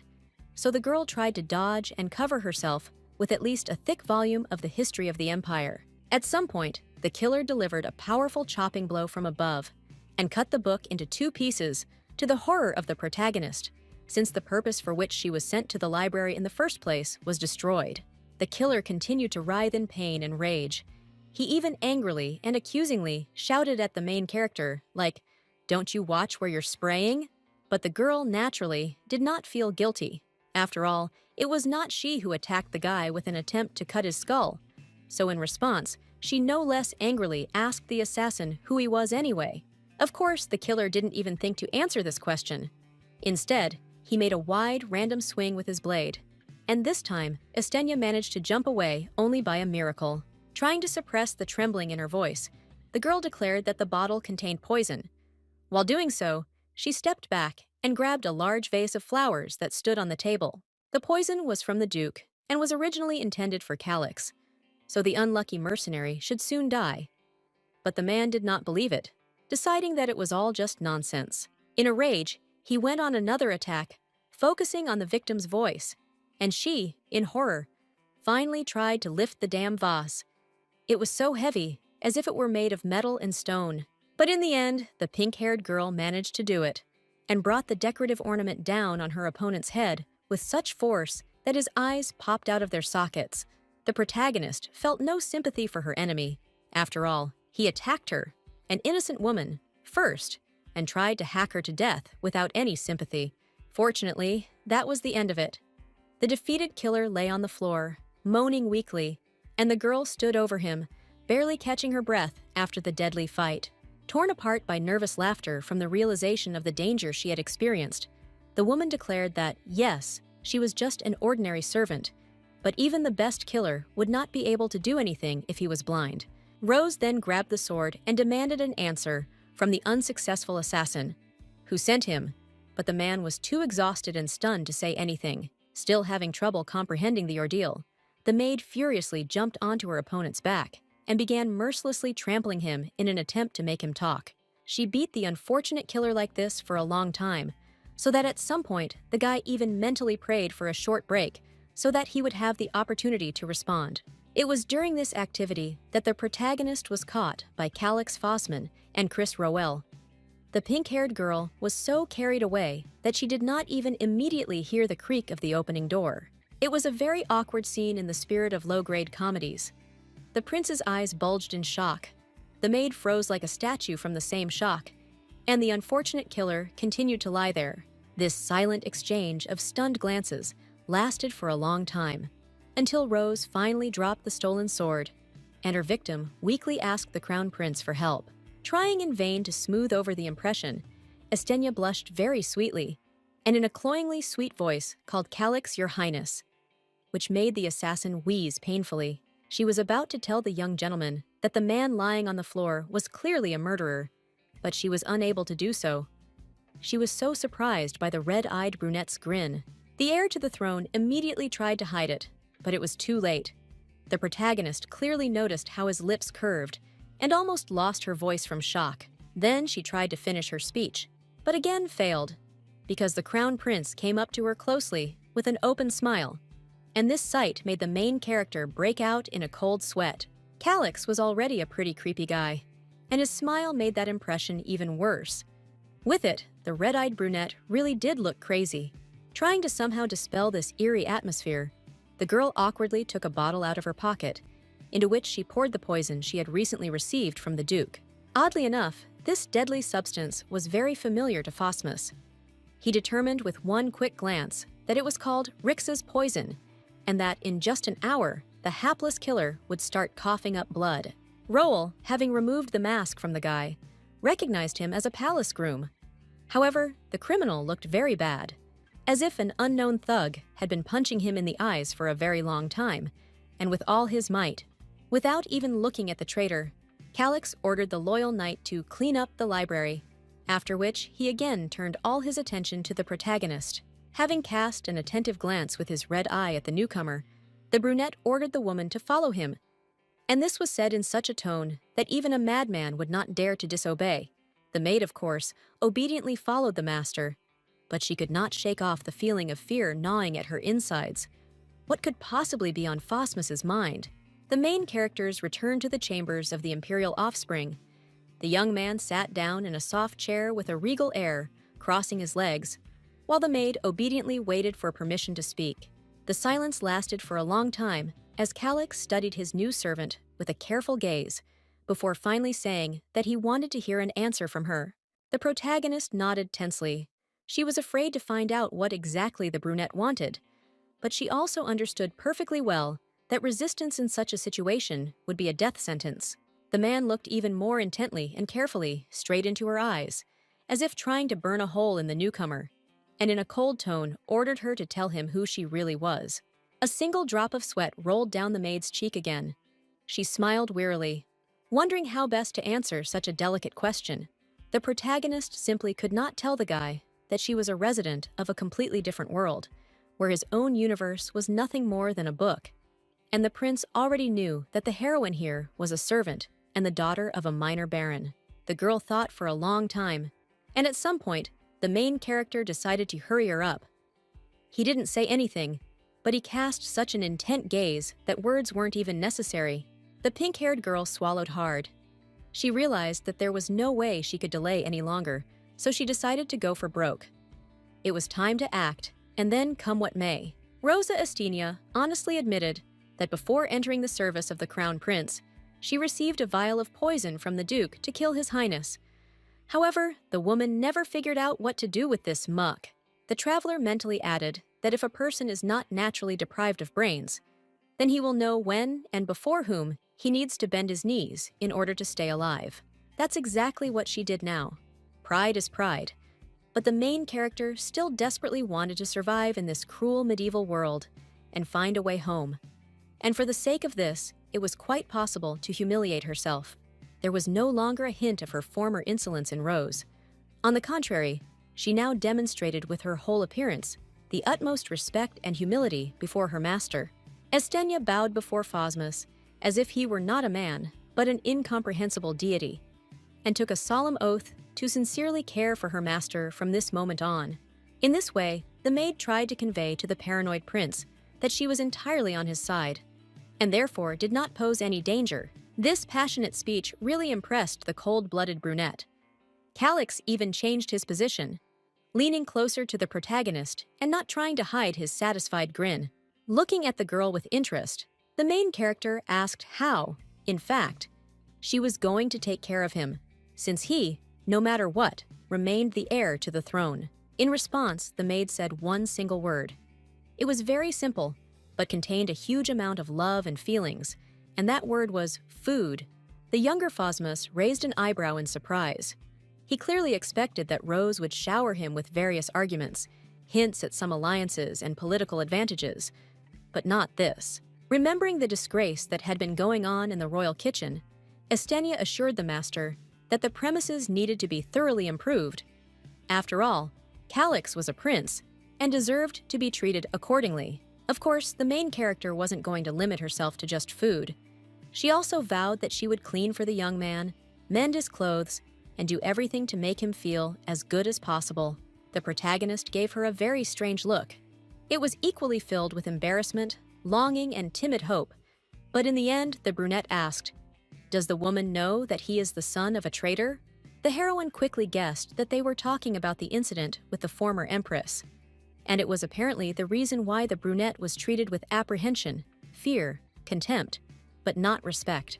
The main character quickly got used to the fact that those around him always put him below his father and brothers. So now he was very suspicious of such a gesture of generosity. Uncomfortably aware that Phosmus would treat her with paranoia until the very end and carefully check every word or action, the protagonist reminded that a new maid had arrived at the castle today. And mentally, the traveler once again reminded herself that she could be killed in the near future. And even if she managed to avoid it today, luck would not always be on her side. This time, Calyx didn't try to rush his interlocutor. He sat calmly and watched, waiting for her to finally get to the point, like a viewer who has stumbled upon an advertisement. In the end, the main character finished her long thought. She must convince the younger crown prince of her loyalty at any cost in order to stay alive. Instead of answering, the girl did something that no one could have expected from her. She bowed with such force that she almost broke the expensive marble floor with her own head. Without bending over, Rosa swore an oath that she would serve Calyx faithfully and truly, and would never betray him, if only the prince could save her life. In short, she imitated the dog begging for treats and scratches with all her might. To say that the brunette was taken aback would be a huge understatement. He didn't look so shocked, even when he opened the door to the library and saw the hapless killer being bullied. This awkward pause lasted for some time, but eventually the protagonist smiled, demonstrating to the audience that the heroine's proposal really resonated with him. The red-eyed brunette agreed to try. He was even interested in what would come out of it in the end, and Estenia was so happy that she didn't even pay attention to her broken forehead and the trickle of blood running down it. Feeling her whole body becoming lighter due to incredible euphoria and delight, Rose once again swore eternal fidelity, and then the prince, already with irritation, answered, "Okay," and ordered to forget about this conversation. Still very happy, the protagonist feigned, "Command me, your highness," and the young man asked with doomed melancholy, was she doing this on purpose? Meanwhile, on the street, the night continued, very quiet and peaceful, so it was hard to even imagine that such tragedies as contract killings could happen somewhere. It was the former Korean's first day of life in the universe of a fantasy novel she had once read, and she managed to survive it, which was already a huge success. After this, the audience is shown a short description of Chris Roel, from which it becomes clear that this platinum blonde was not only Calyx's friend and assistant, but also his cousin. The action is transferred to a completely different place and time. Very oppressive, similar to some kind of suffocating nightmare, and in it someone was desperately screaming, addressing the emperor. Still a very small boy, wearing rich clothes, desperately rushed forward to the man in a luxurious robe, proving that his mother had not betrayed them, but the guards held the baby back. The child continued to beg the sovereign for mercy, but not for himself. He loved his mother so much that he was ready to do anything just so that she would be spared her life. Perhaps someone else would have been touched by this, but not the emperor. He measured the child with a cold and contemptuous look from his red eyes, and then asked, "By the way, with what reason should one spare the life of a woman who tried to finish him off?" Little Calyx Phosmus didn't know what to say to that. He just stared at his father in incredible shock, and then tears began to flow from his own scarlet eyes. Those who knew the crown prince only in the present would never have believed that he was once like this. Desperate, grief-stricken, begging his father on his knees to the last for mercy for his mother. It was one of the worst days in the protagonist's life. Moments like these usually stick in people's memories forever, and sometimes remind people of themselves through nightmares. But even then, there was someone who wanted to comfort the poor kid. The young protagonist was embraced by a man with snow-white hair, and next to him stood a tall boy with similar hair. The young prince only hugged his uncle tightly and asked at least him to do something. Most likely, the blonde himself understood perfectly well that his sister had nothing to do with the conspiracy or was forced to participate in it under duress. But he could not do anything. The man tried to convey this thought to his nephew with sorrow, while Calyx looked at him with horror and grief. as if he could not believe that even this man was helpless. The only advice that Roel's father was able to give was to act as if nothing had happened. Only then, the merciless emperor would not order the young Phosmus's head to be cut off after his mother. The protagonist really took this advice to heart. After what happened, he realized very keenly that he wanted to stay alive, no matter what the cost. And if for this reason Calyx will be forced to kill, sparing neither men nor women, then so be it. And thus was born the mad, bloodthirsty prince that everyone knows. It is possible that the protagonist would have stewed in his own memories for a long time, showing the audience how he got to this point in his life. But at the most important moment, Rose entered the stage. Smiling and spreading an unnatural glow around herself, the pink-haired maid asked what the master thought of this or that sweet, and even dishes on plates and teapots floated around her. At that moment, Phosmus finally woke up. He suddenly opened his scarlet eyes, and his entire face was covered in drops of cold sweat, as if a bucket had been poured on him to wake him up. The man did not immediately realize who he was and where he was. His heart was beating like crazy, desperately trying to restore a calm course of work after such a terrible dream. While Calyx was wondering what the hell he had seen in his dream, Roel quietly entered the room. As always, in perfect, fresh clothes, as if he hadn't gone to bed to rest, the blonde looked at the prince with genuine surprise. As it turned out, he didn't think that the brunette would sleep in this room, so he came here to leave a report. And his surprise was understandable. After dozens of attempts had been made on his life, it would be logical for the protagonist to spend his nights in various secret places. However, Phosmus was, to put it mildly, not in the mood to talk. Rubbing his aching head and angrily clenching his jaw, the man muttered that he did not understand anything. Chris blinked his blue eyes in confusion. It was probably the first time in his life that he had seen his cousin and boss in such a state. But the brunette decided to quickly change the subject. As it turned out, the young knight was going to warn the crown prince that the groom, who was also the night killer, had died, and his body was safely hidden, and that in Roel's bag was the ill-fated volume of the History of the Empire. It was the very book that the time traveler had gone to the library to get at night, mercilessly cut into two halves, and for a few seconds the men looked at it silently. Calyx smiled very tensely and said, "Wow!" Just like a man who had seen something he really didn't like, but was unable to admit it openly. After a pause, the red-eyed prince said ominously, "Here comes the assignment." And somewhere in a completely different place, Rosa Estenia began to tremble, as if from a very severe frost. The girl was in the kitchen, doing some chores, when she felt a very strong and unexpected discomfort, and the bearded chef, already familiar to readers, looked at the protagonist with lazy interest. The elderly man chuckled maliciously and patted the maid on the shoulder, because the latter had still managed to keep her head on her neck. And the heroine felt awkward again. Not wanting to arouse suspicion, she laughed awkwardly, demonstrating that she shared her boss's sense of humor. And then the bearded man noted that the newcomer had become a frequent visitor to his domain. And it was at this moment that the audience was shown a close-up view of the cook scratching his dirty neck and beard with long, unwashed fingers. Rosa, unfortunately, saw this too, in all its details, although she would probably have given any money to avoid looking at such a disgusting sight. But she was convinced that things in the kitchen were even worse than they seemed. The head of the kitchen did not pay any attention to his own hygiene, so it was strange that the prince had not yet come down with severe indigestion. Something definitely needed to be done about this, so Estenia sighed mentally, and then addressed the older man in the sweetest voice possible. Trying to win his favor, the protagonist sweetly chirped, "Why doesn't the chef start working in a special cap, cut his nails and do something with his beard?" But the sweet voice didn't help at all.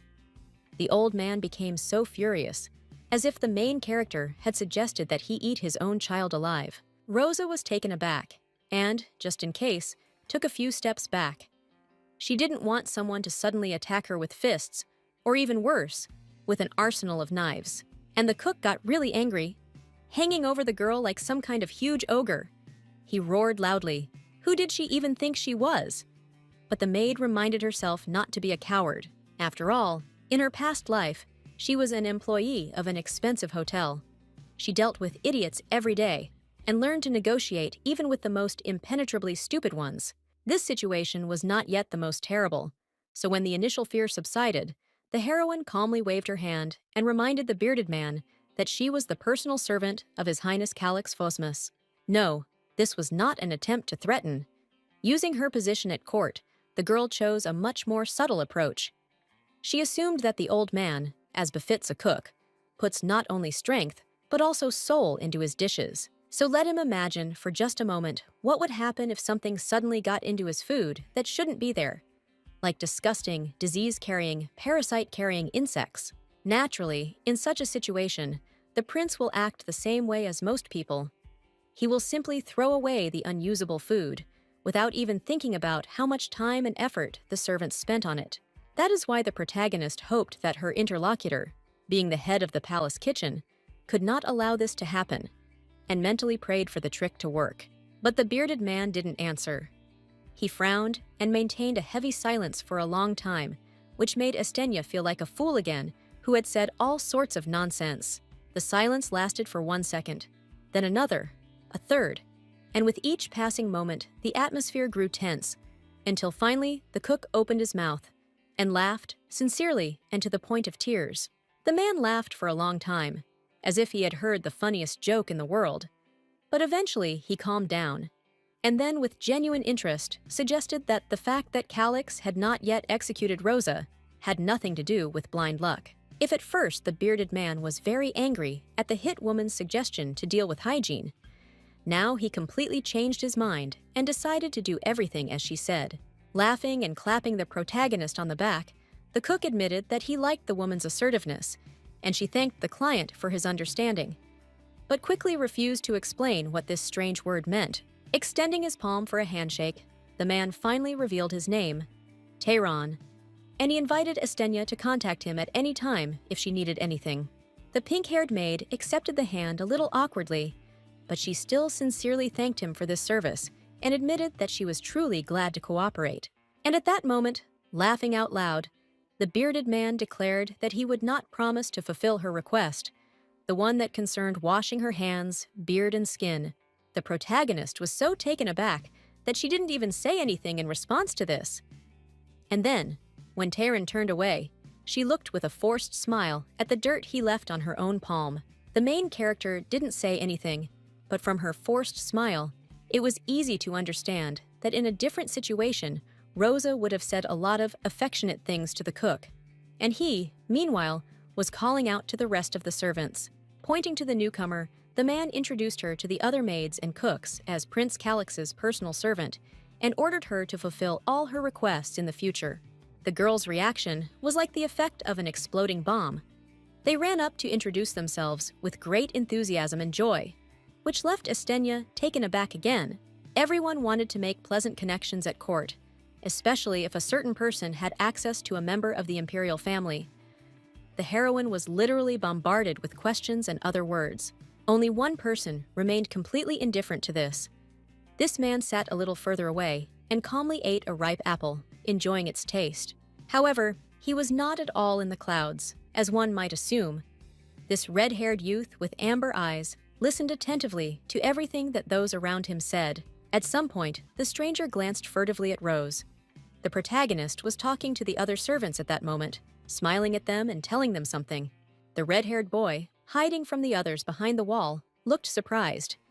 He said Estenia's first and last names in such a tone as if they meant a lot to him. Some time passed, and here the main character stood, neither alive nor dead, with an unnatural smile on her face and feeling a horde of icy goosebumps running through her body. And there was a reason for that. Right now, Calix Phosmus was boring into her with an irritated gaze, like a strict and angry parent about to punish a naughty child. The reason, as it was not difficult to guess, was the long-suffering history book. Earlier, the prince and his confidant did not pay attention to this, but after examining the book in the morning, the brunette decided to give the new maid a dressing down. In the end, the protagonist, tired of the silence, said that since Rose had a mouth, let her do a good deed, open it, and say something in her defense. But the poor girl simply could not bring herself to open her lips. The reason was not so much fear as uncertainty. What kind of justification can you come up with in such a situation so as not to get even more problems on your neck? Estenia very clearly and in detail presented such a picture. How she, with feigned carelessness, says that it is just a book, and the enraged prince in response orders her to be killed. Then she imagines the result of an attempt to move the ruthless master to pity, to declare with tears that she had no other choice, and this will also end in execution, but for incompetence. Perhaps none of this would have happened in reality, but the newcomer was too scared and depressed to check, so in the end, she simply bowed her head and promised to get a copy of the damaged tome. The man listened to her, his face propped up on his fist in boredom. It seemed that he was only giving the protagonist the opportunity to clear her name out of politeness. Calyx, having calmly repeated her desperate promise, does something unexpected. He orders the maid to open the book, which has been cut into two crooked halves. Rose, of course, is surprised, but arguing in such a situation would be like death for her. So the woman immediately rushes to carry out this simple order. And between the pages, the main character discovered a sheet of paper, but not a simple one. It seemed to be made of pure gold and precious stones, because it glittered and sparkled. And then Phosmus finally asked if Estenha really thought he could find something like that. And although he had not yet shouted, there was a growl in the young man's voice, like that of an enraged beast. The protagonist realized with horror that without wanting to, she had stepped on the master's sore spot. Imagining how she would be executed in the most horrible ways, she nevertheless swore to fulfill her promise. To say that Rose felt beaten would be a huge understatement. The newcomer mentally screamed in despair, thinking that she was just an ordinary servant. She was not capable of carrying out tasks of such an exorbitant level. On the other hand, Calyx himself didn't have much of a choice.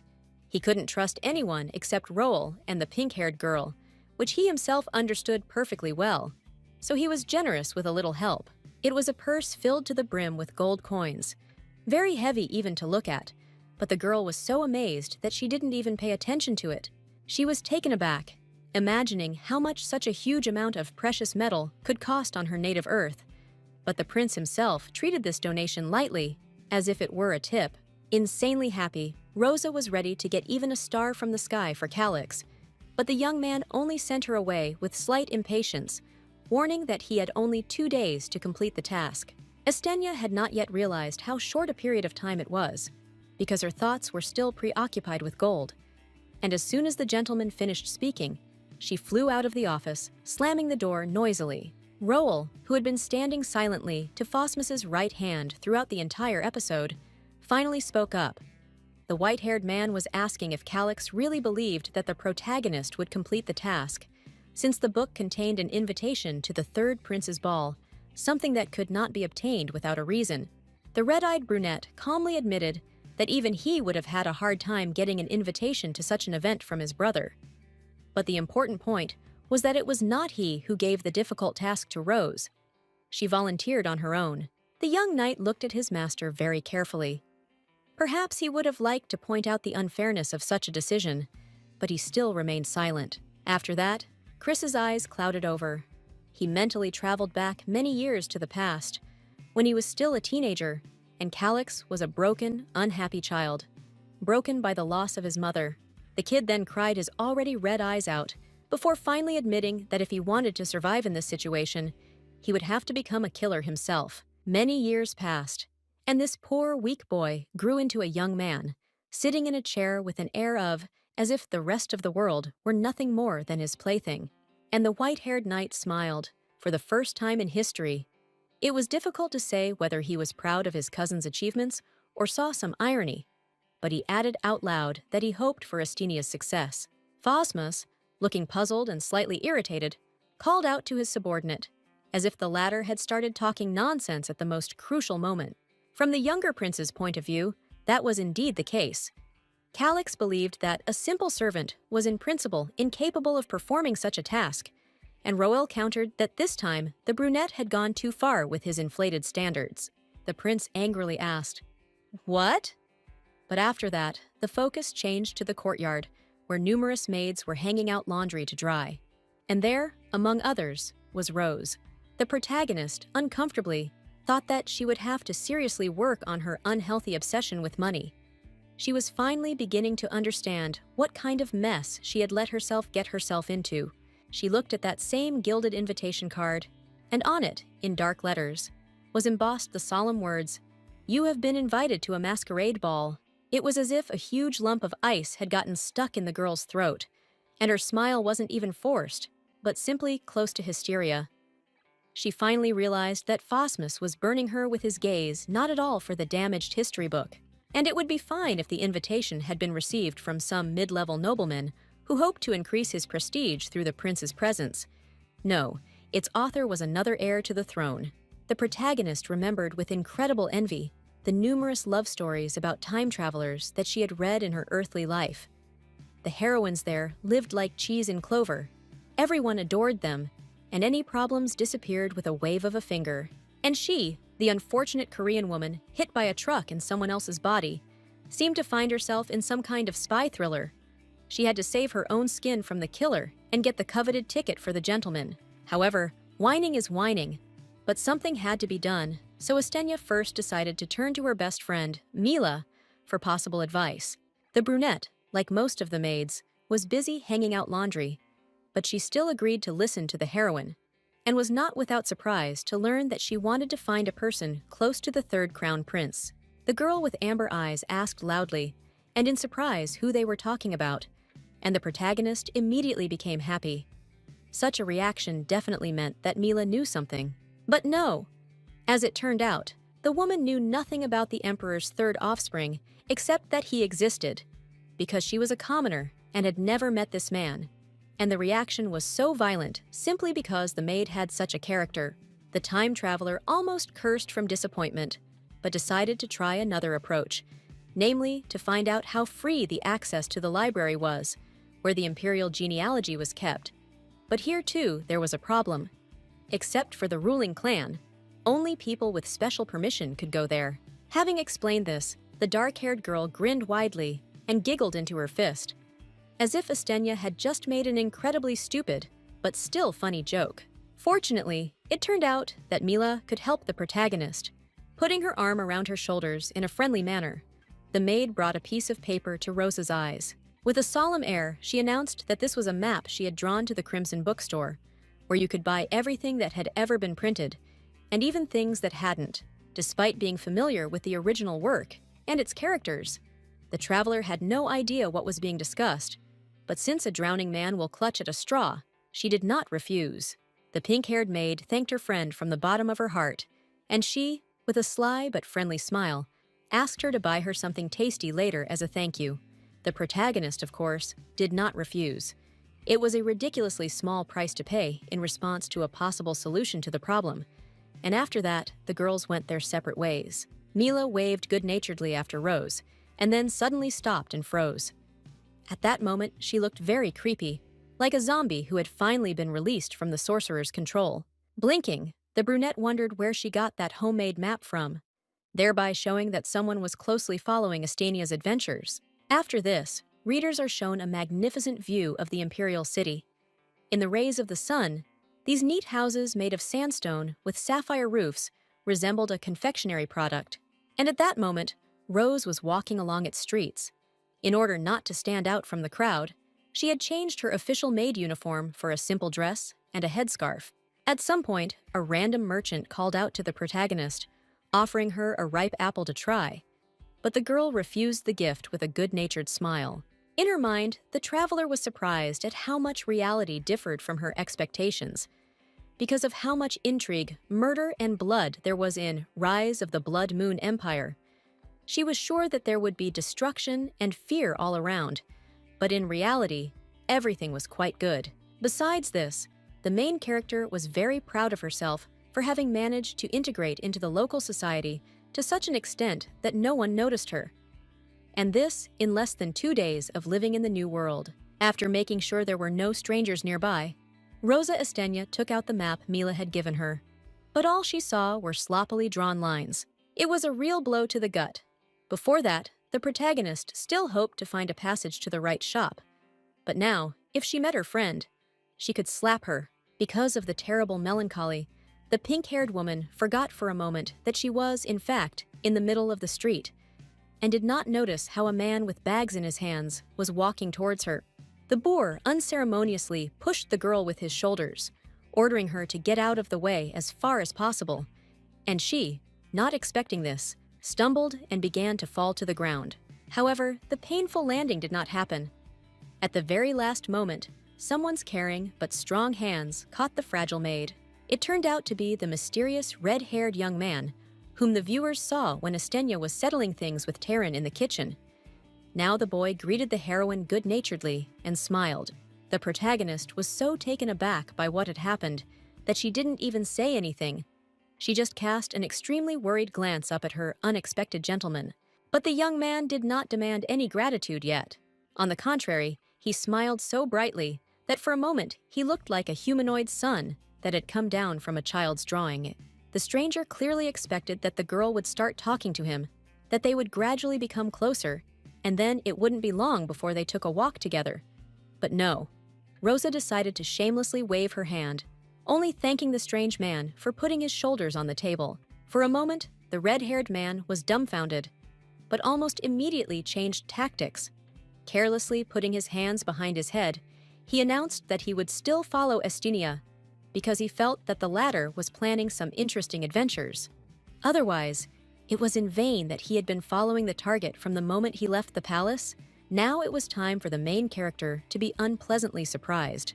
Scowling angrily, she demanded a direct answer as to who this kid was and what the hell he wanted from her. The redhead stared at the protagonist with great surprise. One might have thought that she had just demanded an explanation of elementary and understandable things, like why water is wet. Looking straight into the woman's soul with eyes sparkling with unhealthy enthusiasm, the man finally mentioned his name, Aaron, as if that already explained everything in abundance. Then the creepy stranger added that he was in the kitchen when the maid was talking to Tyrant, and it seemed to him that something interesting would definitely be connected with her. But Rose still irritably demanded to explain what the guy needed. She didn't care about his name. In her emotions, she asked if the red-haired man was a stalker, but quickly came to her senses. This is a completely different universe. Here people have no idea that on Earth, this word is used to describe manic stalkers. Estenia refused to waste time explaining the unknown term, and only angrily threw Aaron so that the latter would not think of following her anymore. She actually had a lot to do, and the woman even managed to take a few steps away, while the guy looked after her in amazement, just like a child who doesn't understand why he was scolded and doesn't want to play. The protagonist was completely focused on the map, trying to understand where and how to move along these unclear lines, and did not even notice that someone continued to follow her like a shadow. When she noticed, she turned around to repeat to Aaron one last time. There was no need to follow her. They were not lovers or even friends to walk together. And so she again ignored the fact that the stranger was reaching for the homemade map. Frightened, the maid tried to get the sign back, but the stalker turned out to be much taller. Having examined the paper, he suddenly recognized Crimson's bookstore. The maid froze with her mouth open. She could have sworn that not once during their short conversation had she mentioned the name of the place to which she was trying to find her way. After hesitating, Estenia asked in a calmer tone if Aaron knew the way to her, and the young man corrected her with a smile. He was the only person who could, in principle, show the way. After this, the red-haired man quickly turned around and ordered her to follow him. But Rose was so surprised by this incredible coincidence that she did not obey right away. At first glance, everything might have looked good and successful, but the maid barely audibly gritted her teeth. Someone was trying their best to make a fool out of her, and she didn't like it. However, there was nothing to be done. The main character vitally needed to get an invitation, and in order to achieve this goal, she could endure the unpleasant company of Aaron. At first, the characters walked along the main street of the city. Clean, paved with smooth stones. It seemed cut out of some fairy tale. But then they had to turn aside. Now the heroes were winding through the back streets between the houses. These were not some kind of terrible slums where dozens of robbers and thieves sat on every corner, but the atmosphere still became oppressive. The protagonist began to get nervous. She was seriously worried whether she was being led the right way, while the lanky boy carefreely whistled some song. Gradually, fear gave way to irritation, and that in turn grew into seething rage. The maid mentally swore an oath to beat off all the parts of Aaron's body protruding from him if he tried to deceive her. The young man glanced sideways at the heroine. It seemed he had read her thoughts, and now, deep down, he was having fun, savoring the victim's negative emotions like a drink. But this feeling lasted only for a moment, so most people would not even notice the change. After that, the guy smiled radiantly again. However, it was too late. The traveler noticed everything perfectly well and now stood there shocked, unable to understand what the hell had just happened to the conductor. Aaron stopped, announcing that they had finally reached the right place, but the woman was still in shock. She could have sworn on anything that for a second the boy had completely transformed, becoming truly scary. As for the ever-memorable shop, it made an even more unpleasant impression. Huge, with old black walls, surrounded by dead trees, with crooked branches on which crows sat, and even the sky around was red, like blood. After this, the crows also began to scream, like hyenas who had finally seen suitable prey and were rejoicing, anticipating how they would sink their beaks into tender and fresh flesh. In other words, the building looked less like a bookstore and more like a secret temple where human sacrifices were made on bloody altars. But the sign helpfully informed that this was indeed Mr. Crimson's establishment. Rosa Estenya looked at all this with the look of a dead doll. The sight that opened up before her made the girl's heart sink into her heels, and for a moment she even thought about rushing away, forgetting about completing the task. But she quickly pulled herself together. Too much was at stake for the protagonist to give in now, so the maid suppressed her horror and entered the kindly opened doors. However, the inside of the house didn't look much better than the outside. The walls and furniture were still intact, but otherwise it seemed like no one had lived there for a long time. The traveler doubted that in such a place it would be possible to find the genealogy of the imperial family. And Aaron, meanwhile, asked what kind of forbidden book the client needed. The heroine turned around abruptly and shouted, "What?" with such a disconcerted look, as if the red-haired man had offered to buy her a dried baby's heart. But he repeated with a sweet smile, "A forbidden book." The discussion was about literature that, for various reasons, no one wanted to see on the shelves of ordinary stores or libraries, and the guy took out just one of those for demonstration. It was a harmless, at first glance, scarlet-colored volume. A collection of recipes or school instructions on etiquette could have looked just like it did, but Rose shuddered as if from a blow. And the titles of the books that stood on the shelves looked very strange, but intriguing in their own way. One tome was called What's Under the Master's Shirt, another, The Knight Who Is Always Next to the Tyrant, and the third, Why Did the Mistress Give Bread to This Particular Slave? The protagonist completely forgot about the need to keep her face straight, because she stood with incredibly bulging eyes and a dropped jaw, looking at all this disgrace, and it soon became clear why she was so stunned. As it turned out, the glorious empire had such puritanical morals that banal erotic novels fell under the category of forbidden literature. Now Aaron good-naturedly clarified what suited Rose better: works completely devoted to erotica, or those more oriented towards romance, and did not notice how one book gave off a haze. But the girl did notice. This grimoire was called 34 Things to Summon a Demon, and when the red-haired man realized his mistake, he unceremoniously threw it away. This frightened the newcomer even more. She didn't say anything, but looked very closely at the guide and thought, who is he after all? The guy tried to act as carefree and relaxed as possible, as if he was already a best friend. But at the same time, he involuntarily demonstrated that he had an excellent understanding of how everything worked here. After some hesitation, the main character decided to act directly. She simply asked how well Aaron knew Crimson's shop, and he looked at the woman in response. However, she could no longer be confused by the eerie gaze of the amber eyes. Looking into them firmly, Estenya assumed that the books were just a cover, and in fact, they were selling information for money here. The red-haired man said nothing, didn't blink, and didn't even smile, as he would have done before. It was as if he were a bewitched puppet that the puppeteer had just thrown. But this strange pause did not last long. After it, the mysterious young man nevertheless smiled, as if he felt pride in the intelligence of his interlocutor. However, Aaron, of course, was not going to lay all his cards on the table after the first move. He simply showed the girl a thumb and repeated with a grin that he was the only such expert. And then, without asking permission or even warning, the boy grabbed the maid by the hand and dragged her along with force. ignoring her resistance. But Estenia, for her part, did not particularly try to resist what was happening. Perhaps she decided that this way it would be easier to finally get the necessary data.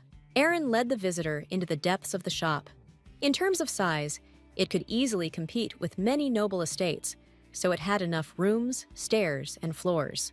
But eventually, the characters reached their destination, and, having solemnly opened the door, the red-haired youth joyfully exclaimed, "Grandpa, I brought a visitor!"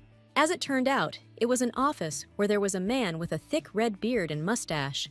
No longer young, but not yet a gray-haired old man. He was looking with interest through a magnifying glass at an object resembling a heart. The mysterious Mr. Crimson looked very ordinary. He did not resemble the stereotypical evil sorcerer or scheming schemer. He even grumpily reminded his grandson that he did not work with newbies, as if it was an attempt to feed him food he did not like. Aaron was about to explain that Estenia had no intention of asking for a job, but he didn't have time. The main character finally threw off his hand and then took a step forward. Without saying anything, she slammed the purse of gold she had received that morning from Calix onto the table, and the crash was as loud as if someone had hit the unfortunate furniture with a steel hammer. In this way, Rose decided to make it clear to the pair of schemers that she was not a newbie and would not be able to manipulate them in any way she wanted, but that cooperation would be profitable. Crimson's eyes widened in surprise. Probably the old information broker had never encountered such behavior in his entire practice, at least from a young woman. Of course, the sight of gold also played a role. The wallet opened slightly, showing those around the magnificent shine of the coins, on which a caravel was depicted. Any man would have drooled at the sight of such luxury, but Aaron's grandfather turned out to be a tougher nut to crack. He only grinned, looking at such a treasure, and then he laughed sincerely, very loudly and with all his heart, which immensely surprised not only Estenia, who had hoped to conquer the informant in this way, but also his own grandsons. Having somehow managed to cope with the surging emotions, Crimson admitted that Rose was not at all like what he had heard, after which he graciously asked what she wanted. At the same time, the old man also named the woman's position at the court of the younger prince, and she was momentarily taken aback. How could a complete stranger know what she did for a living? However, one had to give Estenia credit. She tried not to show her shock openly, instead just smiling slightly tensely at the corner of her lips. As it turns out, during her very short life, the protagonist managed to have several jobs, including working as a casino employee. There she was given good advice: never to show your excitement to your opponent, because this alone could be enough for the opponent to get the key to victory. So Rosa tried to turn everything into a joke. When asked how Crimson had learned so many details about the latest guest, the red-haired old man in the monocle narrowed his eyes slyly and replied that it was as easy as pie. Firstly, the pink hair color, which is rare to find even in another world. Secondly, the overly rich clothes and the precious brooch, which can only be found in the palace. And finally, the willingness to bargain for huge sums, inaccessible to the common man. In other words, the disguise on which the traveler had placed such hopes turned out to be an open book to an experienced eye. Not to mention the fact that an aristocratic acquaintance had warned the informant about Calix's new favorite even earlier. Finally, the data merchant repeats the question: what exactly does Rosa Estenia, Prince Phasma's personal servant, and the only one to retain her head for more than a day, want to know? It was a very strong move, which took the protagonist's arrogance down a notch. With a wry and forced smile, she admitted that Crimson was not eating his bread for nothing, and then asked how well he knew their state as a whole. The old man began his answer by admitting that he was not an aristocrat, and after that, the main character was about to leave, apologizing for disturbing her and taking her wallet with her, but the informant did not allow it. The cunning bearded man was not going to lose such a fat jackpot, and besides, he simply did not have time to finish speaking. So, clearing his throat and keeping his hand on the coveted bag, he began the conversation again. The purse with gold seemed to open by accident, and the owner of the shop, again, seemed to inadvertently move 3 coins out of 10 towards himself, but the protagonist immediately noticed and remembered it. Officially, Crimson might be a commoner, but if a rich young lady needed to know something about the powers that be, he was quite capable of helping. Looking straight at the gold with a very strange, almost half-mad look, Estenia asked if the shopkeeper worked with objects, without specifying what kind. The old man calmly replied that it depended on the thing itself, after which he asked what kind of artifact needed to be obtained. Some ancient royal gem or a tome lost over the centuries. The main character was silent for a while. Before her eyes, as if in reality, appeared a gilded sheet of paper with an invitation to the Third Crown Prince's Masquerade Ball. It was quite possible that her life depended on this ticket, but there was another thing that was no less important to Rosa than the ill-fated piece of paper, and the girl wanted to get it. Yes, it was related to Calyx. The protagonist had a certain plan on how to deceive this man and stay safe no matter what happened. All that was required for this was to find the main character of the original work, the one who made the cold-blooded prince and his faithful guard fall in love with her. Of course, the maid had no intention of telling all this to the old cunning schemer. Instead, she demanded to know the most serious secret of a certain Duke Tianel. As it turns out, this man was the parent of the original novel's protagonist, and since she was conceived out of wedlock, in a casual love affair, her existence was carefully guarded from the nobility. If Crimson can find out where exactly this mysterious heartbreaker lives, who is destined to charm even the impenetrable Phosmus, it will be a real jackpot. The time traveler simultaneously learns where the biggest threat to her existence is, and at the same time learns how competent this shopkeeper is, killing two birds with one stone. True. Then Rosa remembered that she had only 2 days to find a second invitation to replace the torn one, so she checked just in case whether the merchant would be able to cope in 24 hours.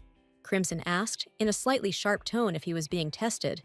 He was clearly one of those people who were keenly aware of doubts about his abilities. And then the maid pushed the 3 coins towards him. Estenia peacefully informed him that they were the price for completing the current task, and if the old man succeeded, then next time he would receive 6, and the information broker quickly agreed, changing his anger to mercy. The client and the merchant extended their hands to each other, symbolically demonstrating the conclusion of a contract. And Aaron, who had been forgotten for a few minutes, silently looked at this with a strange look. After this, the maid and the young man accompanying her left Crimson's shop. As it turned out, the day had already ended and was replaced by a crimson-orange sunset. The bookshop no longer seemed like a supernatural abode of devil worshippers, and even the young man was silent and unsmiling this time, until he finally decided to ask how Rose had found out about his grandfather's prices. As it turned out, he usually took 3 full-weight gold coins for completing such orders, but the girl admitted that she made this assumption when she saw how he had previously moved several coins from his wallet towards himself.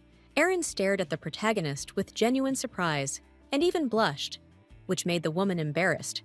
Had she just said or done something stupid? The awkward episode lasted for some time, and then the young man, who had been stalking the maid all day to lead her to a deal, began to laugh, not in the way that a stereotypical evil villain does, trying to demonstrate his evilness, sincerely and joyfully, and the young man even, with some difficulty, reported that the main character is really very interesting. So Aaron warned Estenia that he would be watching her from now on. And from these simple words, in essence, it was as if a very sinister aura emanated. Rose responded by opening her blue eyes wide and staring at her interlocutor with a look that might be seen on a fish or a man who had been hit over the head with a club. And the red-haired boy responded with a sly, fox-like, but good-natured smile, as if he and the main character had been old friends for a long time. And this was just part of a pleasant pastime. From the outside, it really might have seemed that way. Having recovered from her surprise, the protagonist angrily demanded to be shown the way back to the palace, and Aaron was very convincingly offended, not understanding what she didn't like. The action moves several hours into the future. The sunset has happily given way to night, and the light of a huge silvery moon plays on the walls of the giant castle of Calyx. Many people had already successfully seen the 10th dream, but not Rosa Estenia. Right now, she was drilling something or someone with her eyes, as if trying to emerge victorious from a strange duel. The victim this time turned out to be a strange diary kept by the prince's real servant, whose body was occupied by the soul of the dead earthling, setting the entire plot in motion. In the end, the traveler couldn't take it anymore, lowered her eyes, and exhaled heavily. One could say that the book won this duel with a crushing score, but the girl wasn't going to give up so easily either.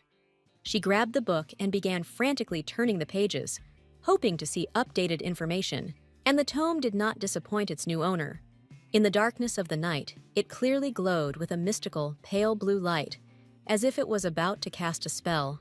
The first thing Rose did was read the things she already knew: that the mysterious Mr. Crimson used his status as an underground bookseller to exchange and sell information, and that he had many connections in a variety of circles. The book also helpfully warned that the price for his services was 3 coins, and Estenia was so furious that she almost tore it up, because how much effort she would have saved if she hadn't carried around a huge, full purse.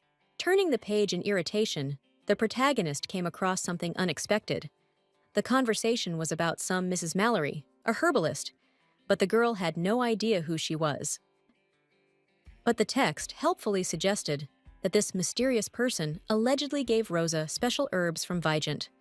They could easily determine the presence of poison in water or food. This plant had such mystical properties. If even one drop of poison fell on its leaf, it would immediately change color from green to blue, like a chameleon. And the box with this treasure, if you believe the mysterious entity that left notes in the diary, was in the 3rd drawer of the table belonging to the protagonist. The main character felt very strange and uncomfortable, but anyone would feel the same way in her place, realizing that someone can easily rummage through your room, change something in it, and hide it. To make sure, the traveler hurried to open the place mentioned in the book, and with mixed feelings saw that the text had not lied. The herbs really were there. This plant had a very simple and nondescript appearance. If you didn't know beforehand, you would never say that it was, in its own way, much more valuable than gold. And Rosa Estenia was still slowly realizing that the mysterious chronicler had not lied this time either. As before, with the poison from the Duke, which had mysteriously ended up under the bed. No, the woman was, of course, glad that she now had a reliable and secret way to avoid gifts from ill-wishers. But who was helping her, and why? The maid asked herself this question out loud, and, naturally, no one answered her, just like the first time she tried to get information through the mysterious diary. For a few seconds, Rosa stood silently, not looking anywhere in particular, and then she closed her eyes bitterly and admitted that it would have been better if the mysterious benefactor had sent her home. A few seconds later, the sad laughter turned into stifled crying. The protagonist really missed her home on Earth, her family, friends, and even her old job. But to the credit of the main character, she did not allow herself to fall into hysterics. Trying to think detachedly and calmly, she reminded herself that she had done a wonderful, praiseworthy job that day. She simply needs to live until the moment when Tianel's illegitimate daughter arrives at the court of Calix Phosmus. Then she will be able to safely leave the palace. And besides, this will allow the time traveler to fully concentrate on another mission, finding a way to return to Earth, to her native Korea, and to her old body, to cheer herself up and give herself more motivation. The pink-haired girl called herself by her real birth name for the first time in a long time, Lee Chae-rin. Readers were then shown another character page. This time it was dedicated to Aaron, and told what an unbearable slacker he was, constantly running away from his duties in the kitchen. The action moves to the next day. After a fateful trip to the shop of the mysterious Mr. Crimson, the main character received a letter from the postman boy. The protagonist had not yet made any acquaintances in this world who could or would send a message in this way, but she looked at the message with interest. As you might guess, it was a message from an old bookseller saying that the ever-memorable Duke, for some reason, was keeping a close eye on the girl Serena, who suspiciously resembled him in appearance. Yes, this was the main female character of Blood Moon Empire. For some reason, the time traveler desperately believed that as soon as this woman appeared, all her problems would immediately disappear. In addition, in the letter, Crimson asked whether Rose wanted to continue working with him, but this did not need to be written. The maid was in 7th heaven. Armed with a quill, the maid quickly wrote that she would send the promised payment, and in addition, immediately gave a new mission: to get tickets to a closed event organized by the Third Crown Prince. After this, she and the young postman parted ways. The boy, without wasting any time, ran off to continue delivering messages, and the girl, wishing him luck, also returned to work. It was her triumph. What initially seemed like a suicide mission turned out to be easier. All that was left was to wait a little longer for the next results. After this, the action, apparently, moved to the evening. In the office of Prince Calix Phosmus, the lamps were burning brightly, and behind him, the fireplace was blazing like a huge crimson flower. Respectfully closing her eyes, the main character obediently handed the gentleman the treasured gilded invitation, exactly the same as the one that was lost during the battle with the Night Killer. It would seem that the brunette should have praised the maid for completing such a difficult and even dangerous task, but he only cast another cold glance at her and asked, "Is there really only one ticket?" But such tricks no longer scared her. As it turned out, Estenia received as many as 3 invitations, and all thanks to Crimson. The latter even complained that the mission turned out to be too easy. Laying out the precious paper in front of him like ordinary cards, Calix asked if Rosa knew what it was. And when she answered that it was invitation tickets, he asked pointedly where exactly. The traveler didn't understand mentally what the problem was at all. She had gotten the necessary things, so what else did this crowned murderer want from her? Fortunately, the girl, with all her many talents, did not know how to read the thoughts and emotions of those around her. Otherwise, she would have felt how the red-eyed young man seemed to be covered in ice. Phosmus would never admit it out loud, but he began to fear the protagonist no less than she feared him. The third crown prince held an illegal meeting and carefully covered up all possible traces. But a supposedly ordinary maid somehow managed to find her way there.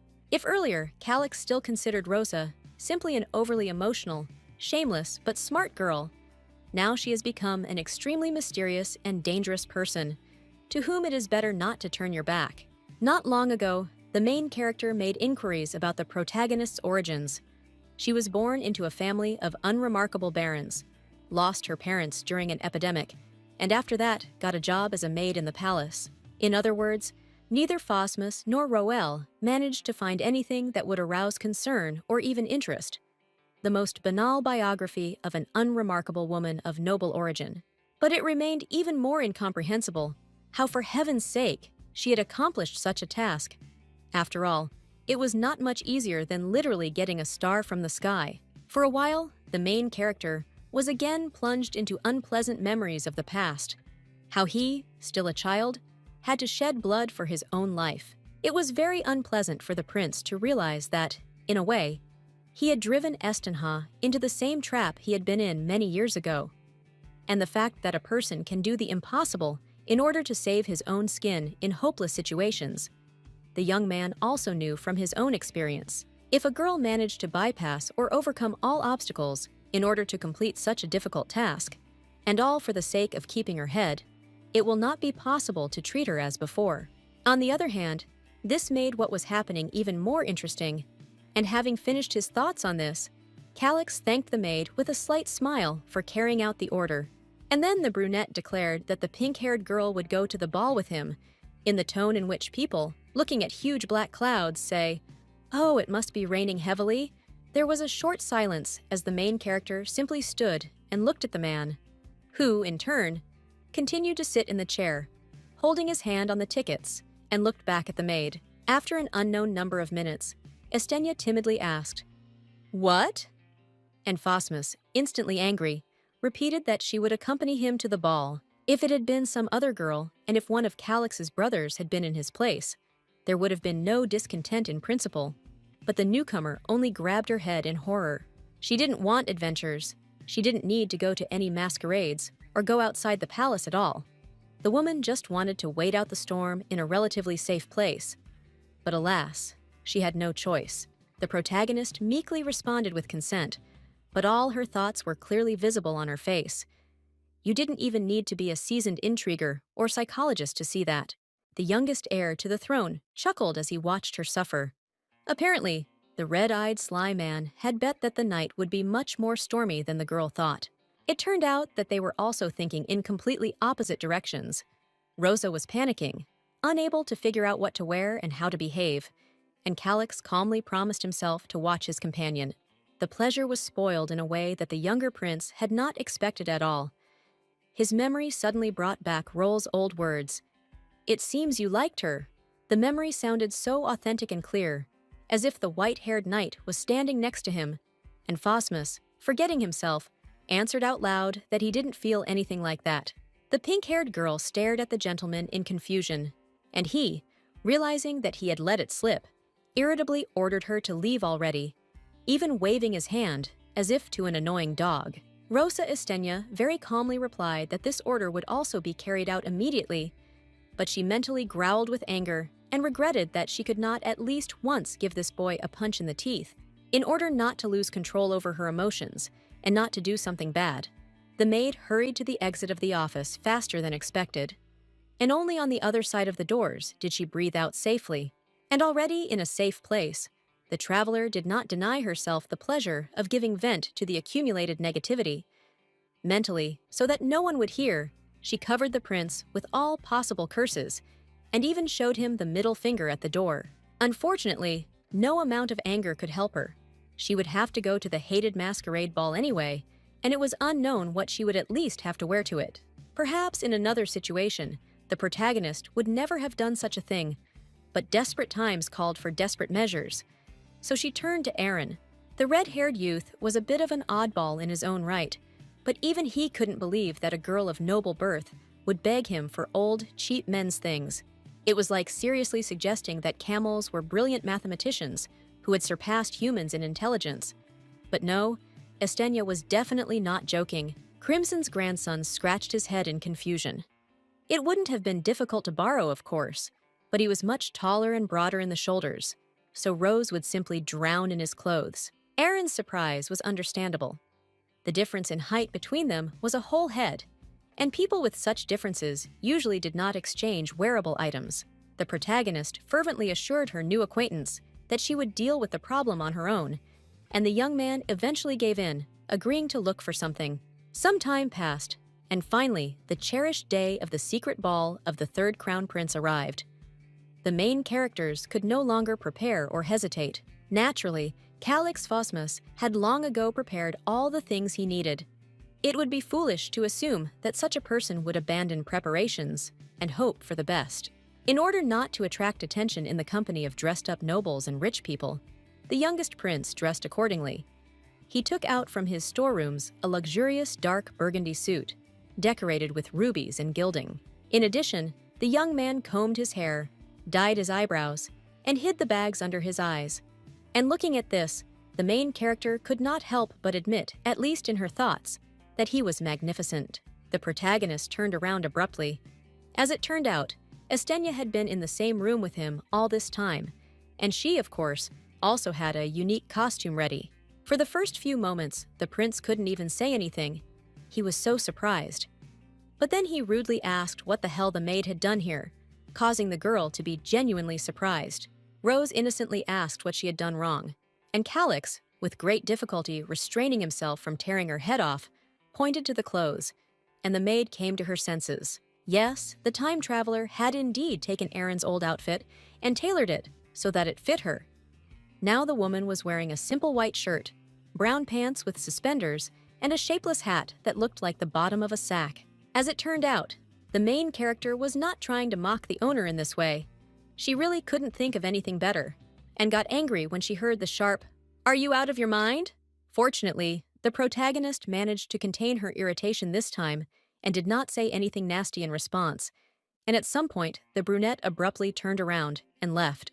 As it turned out, the man was walking towards the closet, and from there, he carefully took out a luxurious ball gown, made in the same black and red tones as his own outfit. The woman stared at it with her eyes wide with surprise. Most likely, she had never seen such things in front of her, even when she still lived on Earth. However, Calix's patience was coming to an end. Turning to his involuntary companion for the evening, he sternly ordered her to put on this set of men's hand-me-downs. And he didn't just order it. Phosmus threw the luxurious dress with the same carelessness with which another person might throw garbage into the bins standing near the house. Upon closer inspection, the clothes turned out to be even more magnificent than they initially seemed. With numerous bows, roses, and gems, it looked like it came from a fairy tale. The unfortunate girl froze. Like a computer that had caught the blue screen of death, she stared at one point and did not react to anything. did not even blink, still looking at her with irritation because of the unfortunate choice of things. Calyx sternly reminded her that Rose was his partner at the ball that his older brother was throwing, so he couldn't disgrace himself. The unfortunate woman paid even less attention to his words than to the buzzing of a mosquito. She took the dress with the greatest caution, unable to believe that this was not a dream. But when it finally dawned on Estenia that this was indeed not a fantasy, and that they were trying to force her to go to an unwanted ball in this form, she mentally let out a piercing, heartbreaking scream. The palace of the younger Phosmas, as before, looked incomparable, as if it had been designed not by mere mortal architects, but by immortal elven masters. Because of this, it was difficult to even imagine that a completely serious drama was taking place under the arches of this beauty. Calyx, tired of the argument, decided to have the last word, warning the protagonist that he was waiting for her at the appointed place at the appointed time. And the heroine realized with horror that she had very little time left before the start of the trip, and she had no idea how to even put on this pile of fabrics. Nevertheless, the traveler managed to put the gift on correctly within an hour, and now she looked at herself in the mirror with mixed feelings, not understanding how local women could wear something like this every day. Well, Rose managed to put on the dress. Phosmas promised to lend her jewelry for the duration of the masquerade. Now all that was left was a mere trifle, to find a cosmetic bag and tidy up her skin. But the necessary things were not on the table. Feeling beads of cold sweat running down her back, the protagonist decided to look in another closet. After all, the necessary items must be found somewhere, but they were not there either. The poor thing looked around the room so quickly that the picture before her eyes blurred, turning into a partially blurred panorama. But there was not even a hint of paint and cream anywhere. It was a complete and utter nightmare. The native Korean woman began to curse in every possible way the backward reality of the novel, where the basic things that every girl needs do not exist. She was horrified to imagine how she would be forced to go to this damned ball. In a magnificent dress, with a bunch of jewelry, but with pale, imperfect skin and completely white lips, it would be the end of everything. But in the darkest hour, a ray of hope shone. The diary of the real Rosa Estenia, who had already sent things to the protagonist twice in some supernatural way, he could do it a third time. The main character, still kneeling, addressed the mysterious book as if it were a deity and demanded that she be sent home for a short while to get the necessary items, or at least that she not have to go to the ball. There was no reaction. And then the newcomer furiously demanded that the mysterious benefactor at least send her the cosmetic bag into her hands, so as not to disgrace herself. And the diary responded to this.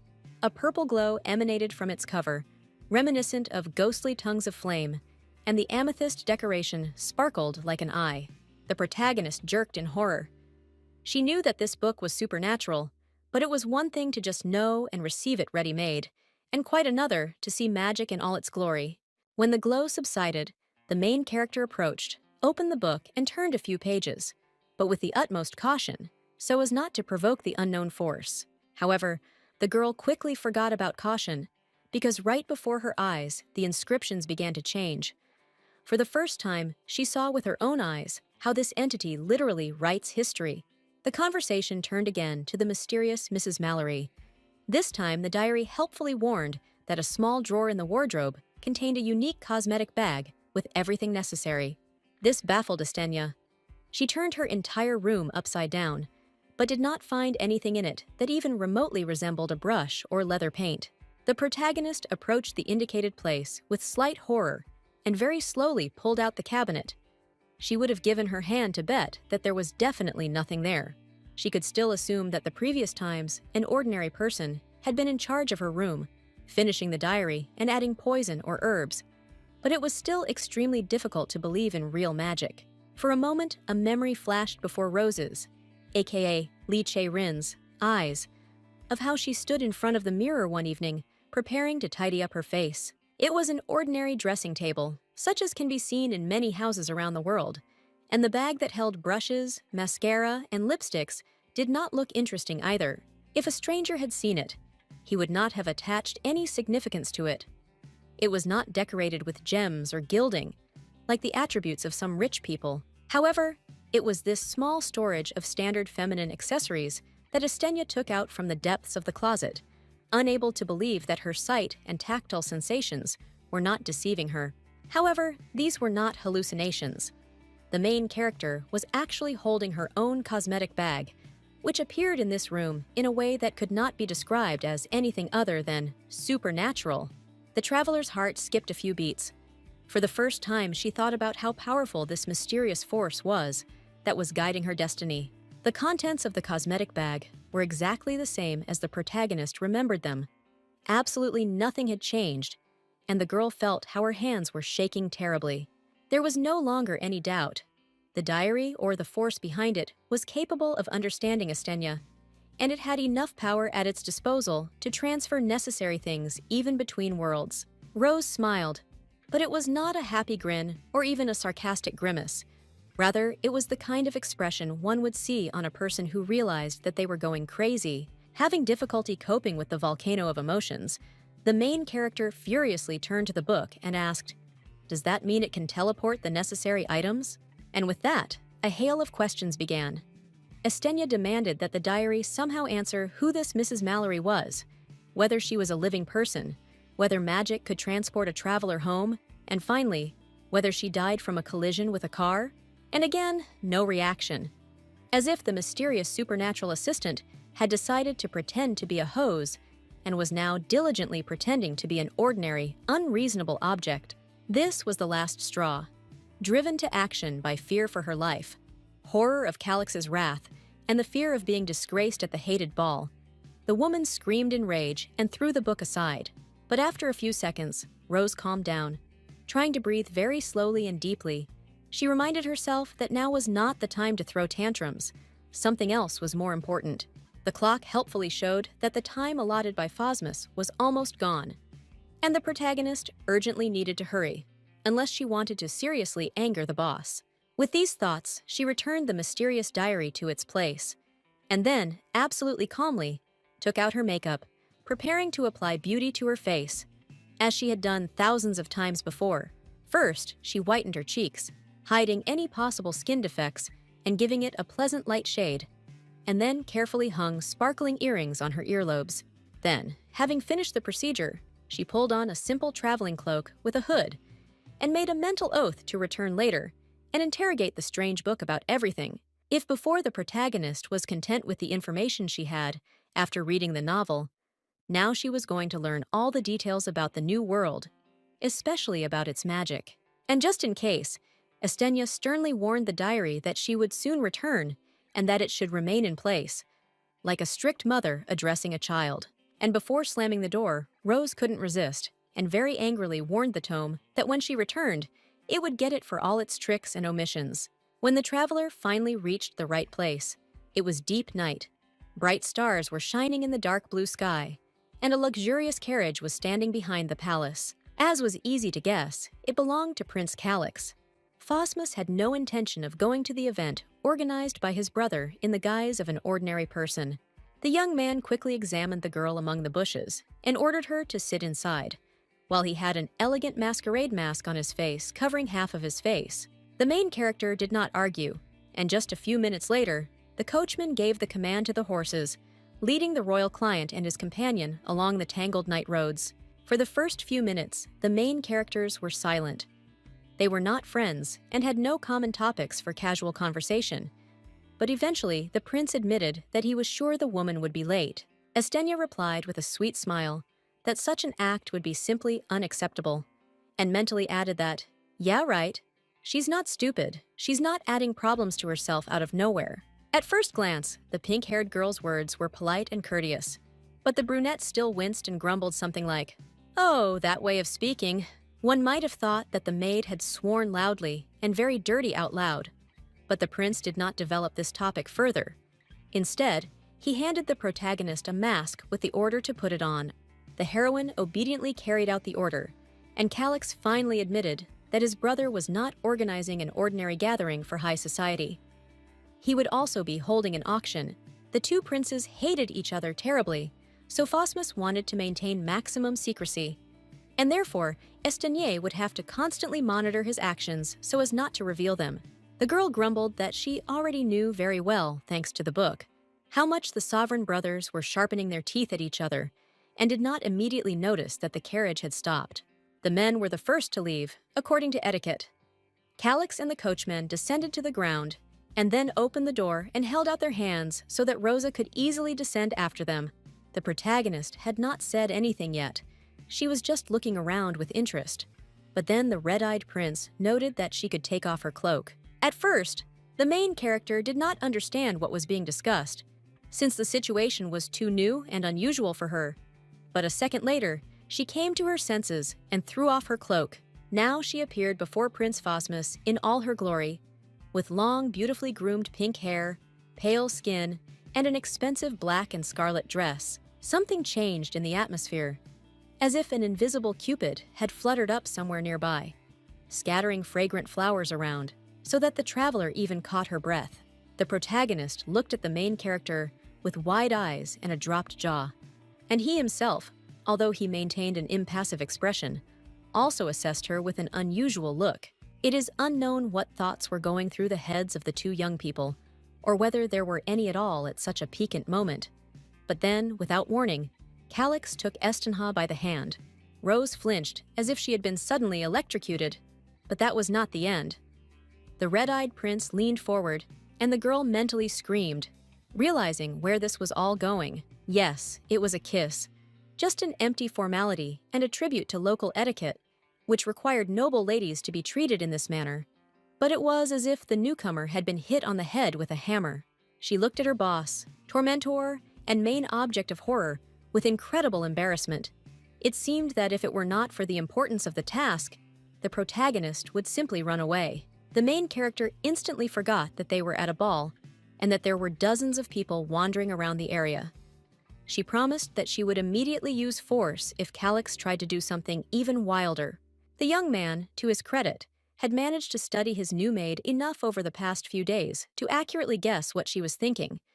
Breaking away from the kiss, the prince leaned towards the girl and whispered in her ear that she should have understood for herself why he did this, simply by looking at the other guests. Naturally, the newcomer didn't notice anything, but now, when, figuratively speaking, she was rubbed in the nose with this circumstance, the woman immediately began to look around.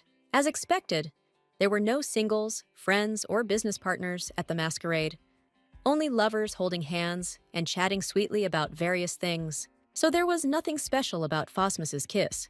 He was simply maintaining a disguise so as not to stand out from the crowd, and now he ordered Rose to take his hand.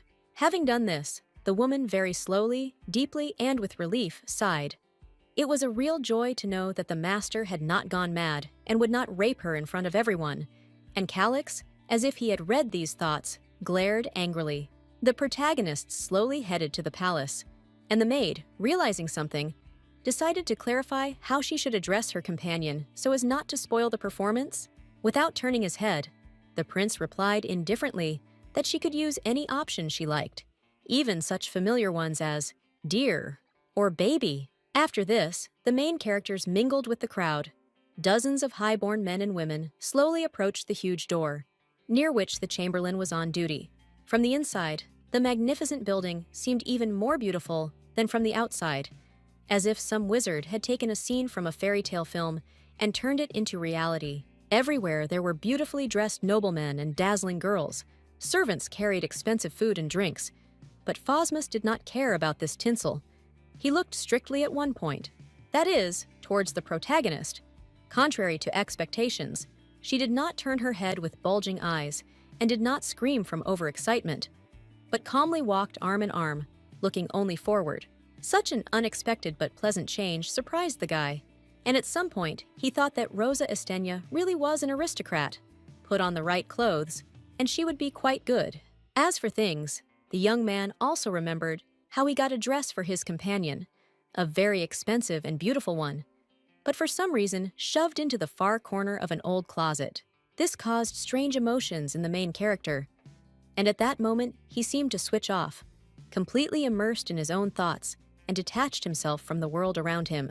At that moment, before Calix's eyes appeared a still young and stunningly beautiful woman with long silver hair.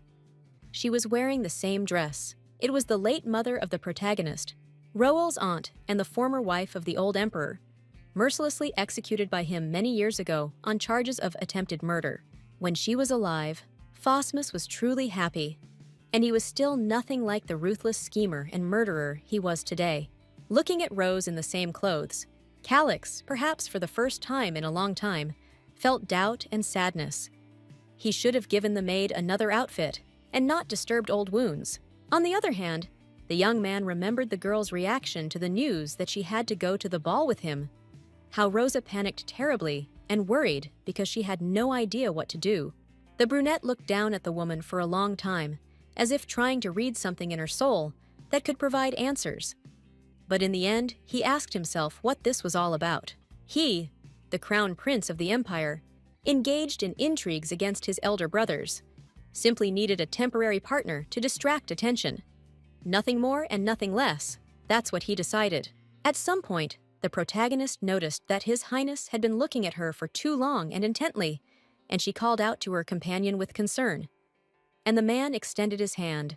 Placing his hand over his heart, Calix Phosmus bowed his head respectfully and politely asked the girl if she would do him a favor by dancing with him during the celebration. At first, Estenia stared at the protagonist in mute shock, as if trying to make sure that this was just a bad joke. Then she turned around with growing horror. Unfortunately, the brunette was addressing her specifically. The people around them had already begun to converge on the dance floor, so they needed to hurry so as not to attract unnecessary attention.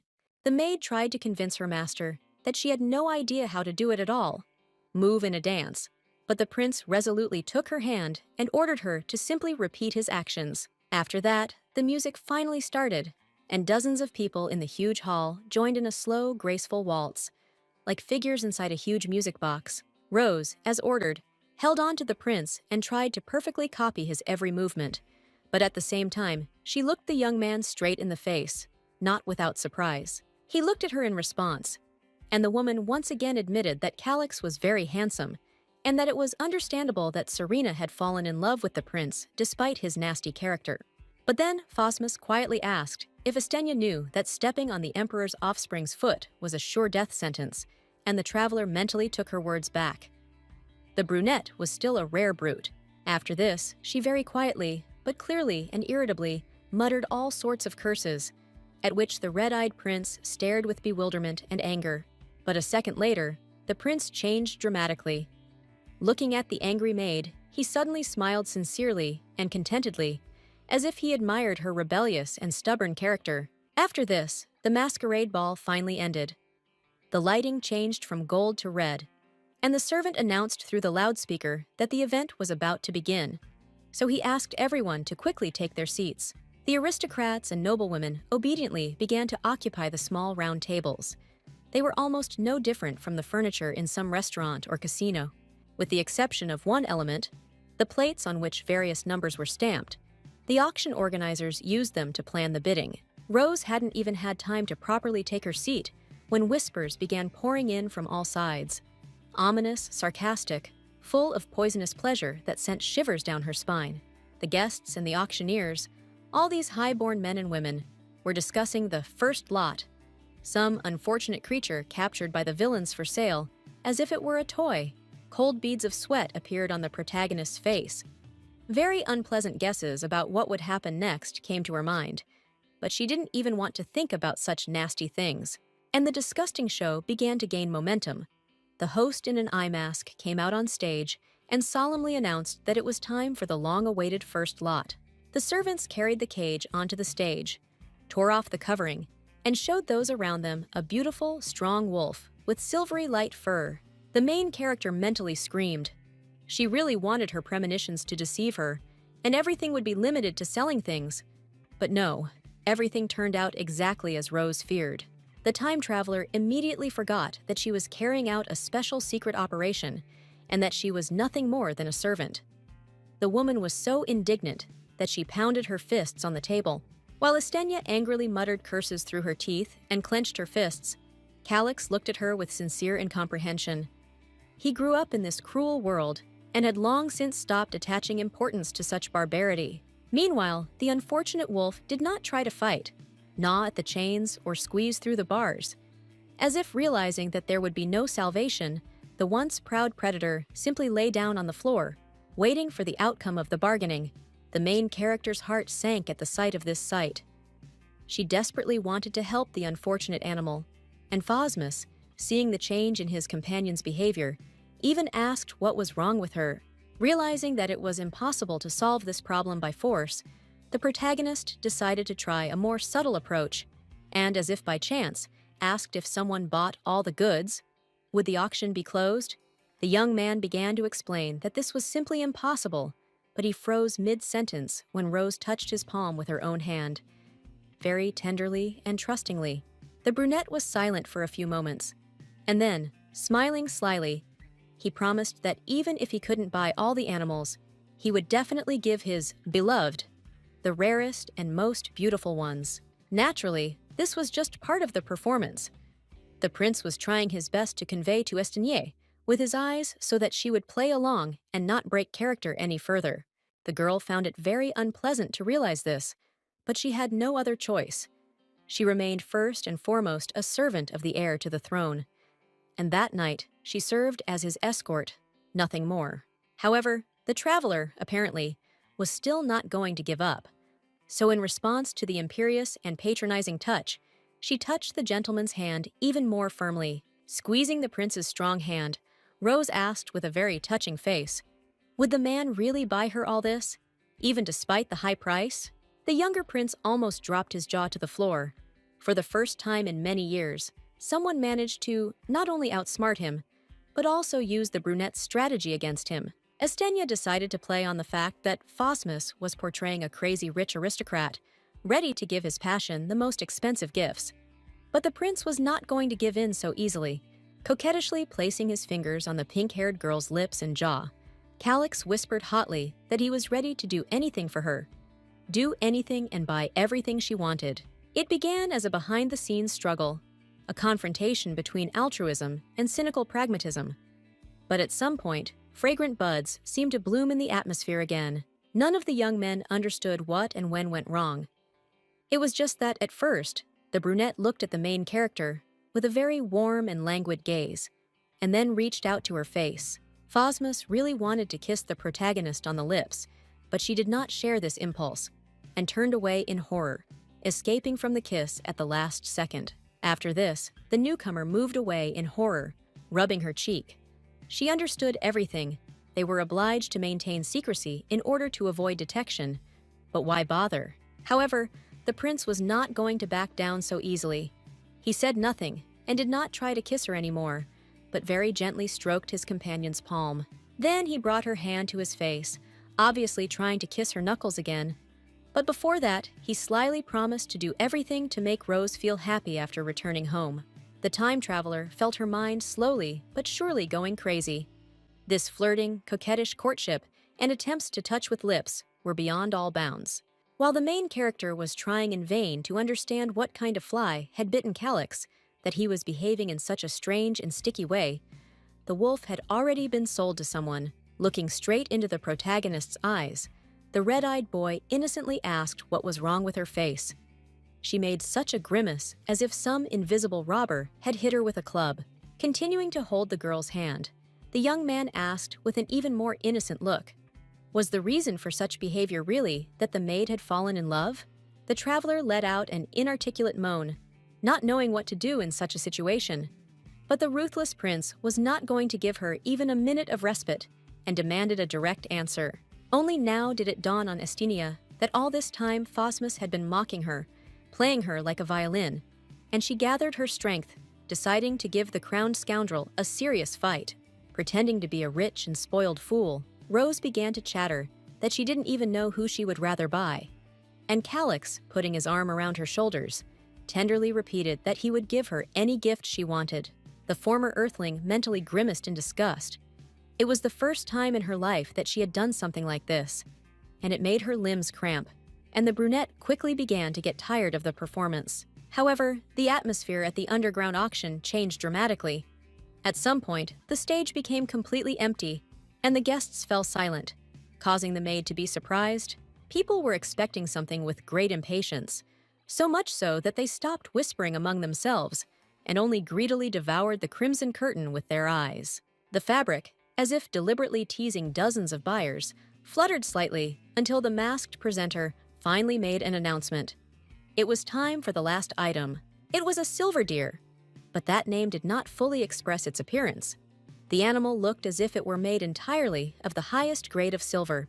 People had already had the opportunity to appreciate the beauty of the previous animals, but the last prisoner was so magnificent that no one was able to utter even a word. The main character was among them.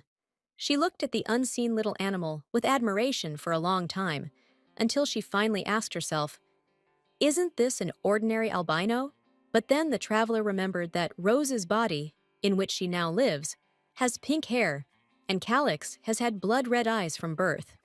In this world, such a coloring would not surprise anyone. Noticing that he was being closely examined, Phosmus grinned and sarcastically asked Astinia if she really wanted to play again, and the maid quickly turned away.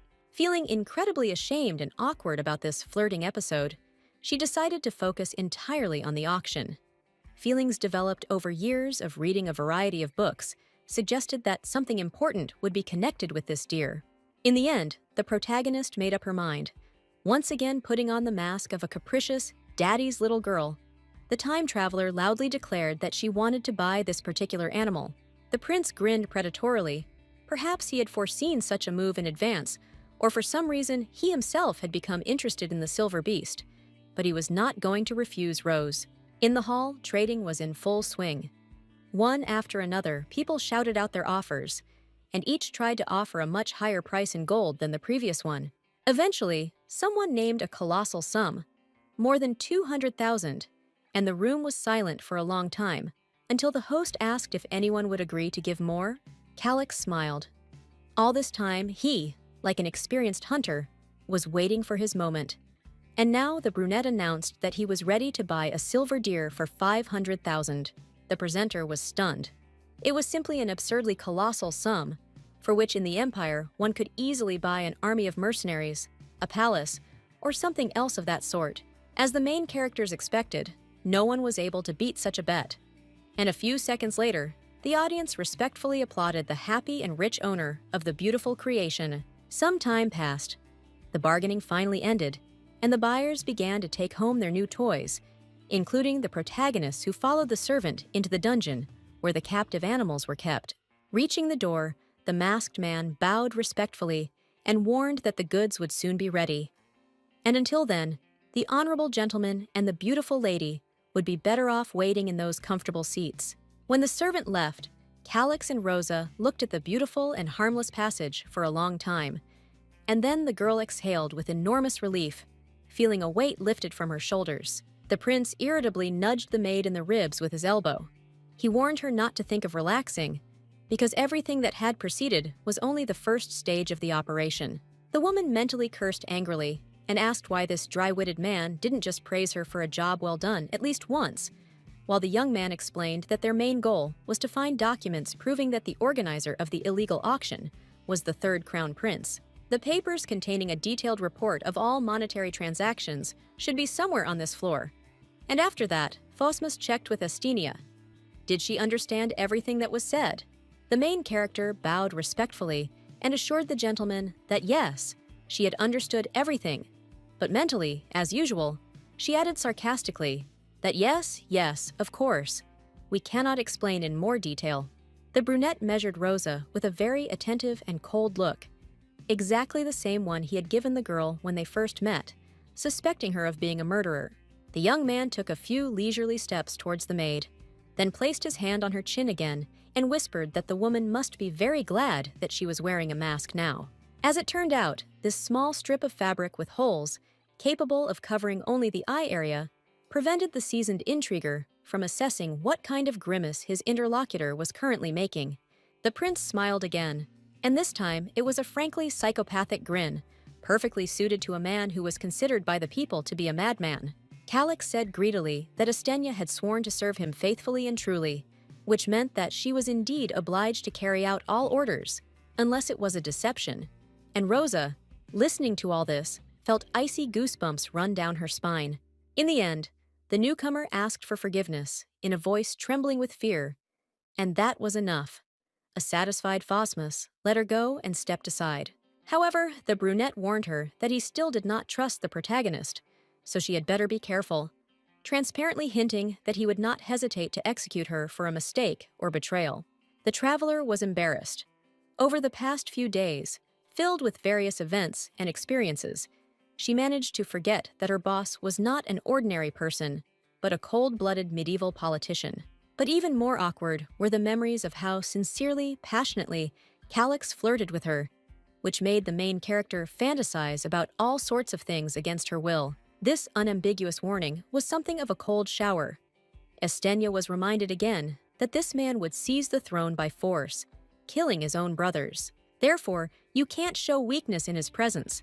You might as well enter a pool with a hungry shark, having first taken off your clothes so that the fish doesn't choke. Rubbing her hands, Rosa remembered her task, to find documents, and she had to do this and leave the mansion before the owners showed up and killed the overly curious guests. The main character again remembered her earthly life, how she once took part in some game and managed to be the first to discover a secret passage in an ordinary, at first glance, room. As it turned out, she was a fan of quests and realized that various secret places and hidden doors are usually hidden in walls. What if the same principle was used here? The girl walked along the wall, tapping her knuckles on this or that place. She carefully listened to the sound produced, trying to catch the slightest possible oddities. The brunette asked irritably what she was doing at all. From his point of view, the protagonist was doing some senseless nonsense instead of helping. This time, the traveler avoided answering, vaguely saying, "Oh yeah, I just..." and continued knocking on the walls until she finally came across a place where the sound was different. The main characters looked at each other, and it was as if lightning had struck between them. They both realized that Estenia had just found the very same disguised passage that could lead them to the evidence. It was a rare stroke of luck, but unfortunately, the young people did not have time to take advantage of it. At the most crucial moment, a strange noise was heard, and he began to approach. Fortunately, it was not a horde of angry guards with swords and axes, but servants dragging a cage with a ransomed deer and gathering to treat visitors to wine. After some time, the organizers of the auction were going to give the winners a special scroll, but in the meantime, the latter could brighten up the wait by enjoying a drink. Having poured an expensive and very refined, even in appearance, light wine, the subordinates of the auction organizers bowed for the last time, after which they left the premises. Taking her glass, the protagonist thought with pleasure that this world had at least one advantage. They also knew how to make good wine of various varieties. But the main character was in no hurry to take the first sip. She could periodically look crazy. She could allow emotions to prevail over logic. But she was not an idiot, and she easily noticed that the drink had a very strange smell, one that, in principle, should not be present in a real good wine that is only a pleasure to sip. This is where the memorable herbs that the mysterious Mrs. Mallory gave to the traveler came in handy.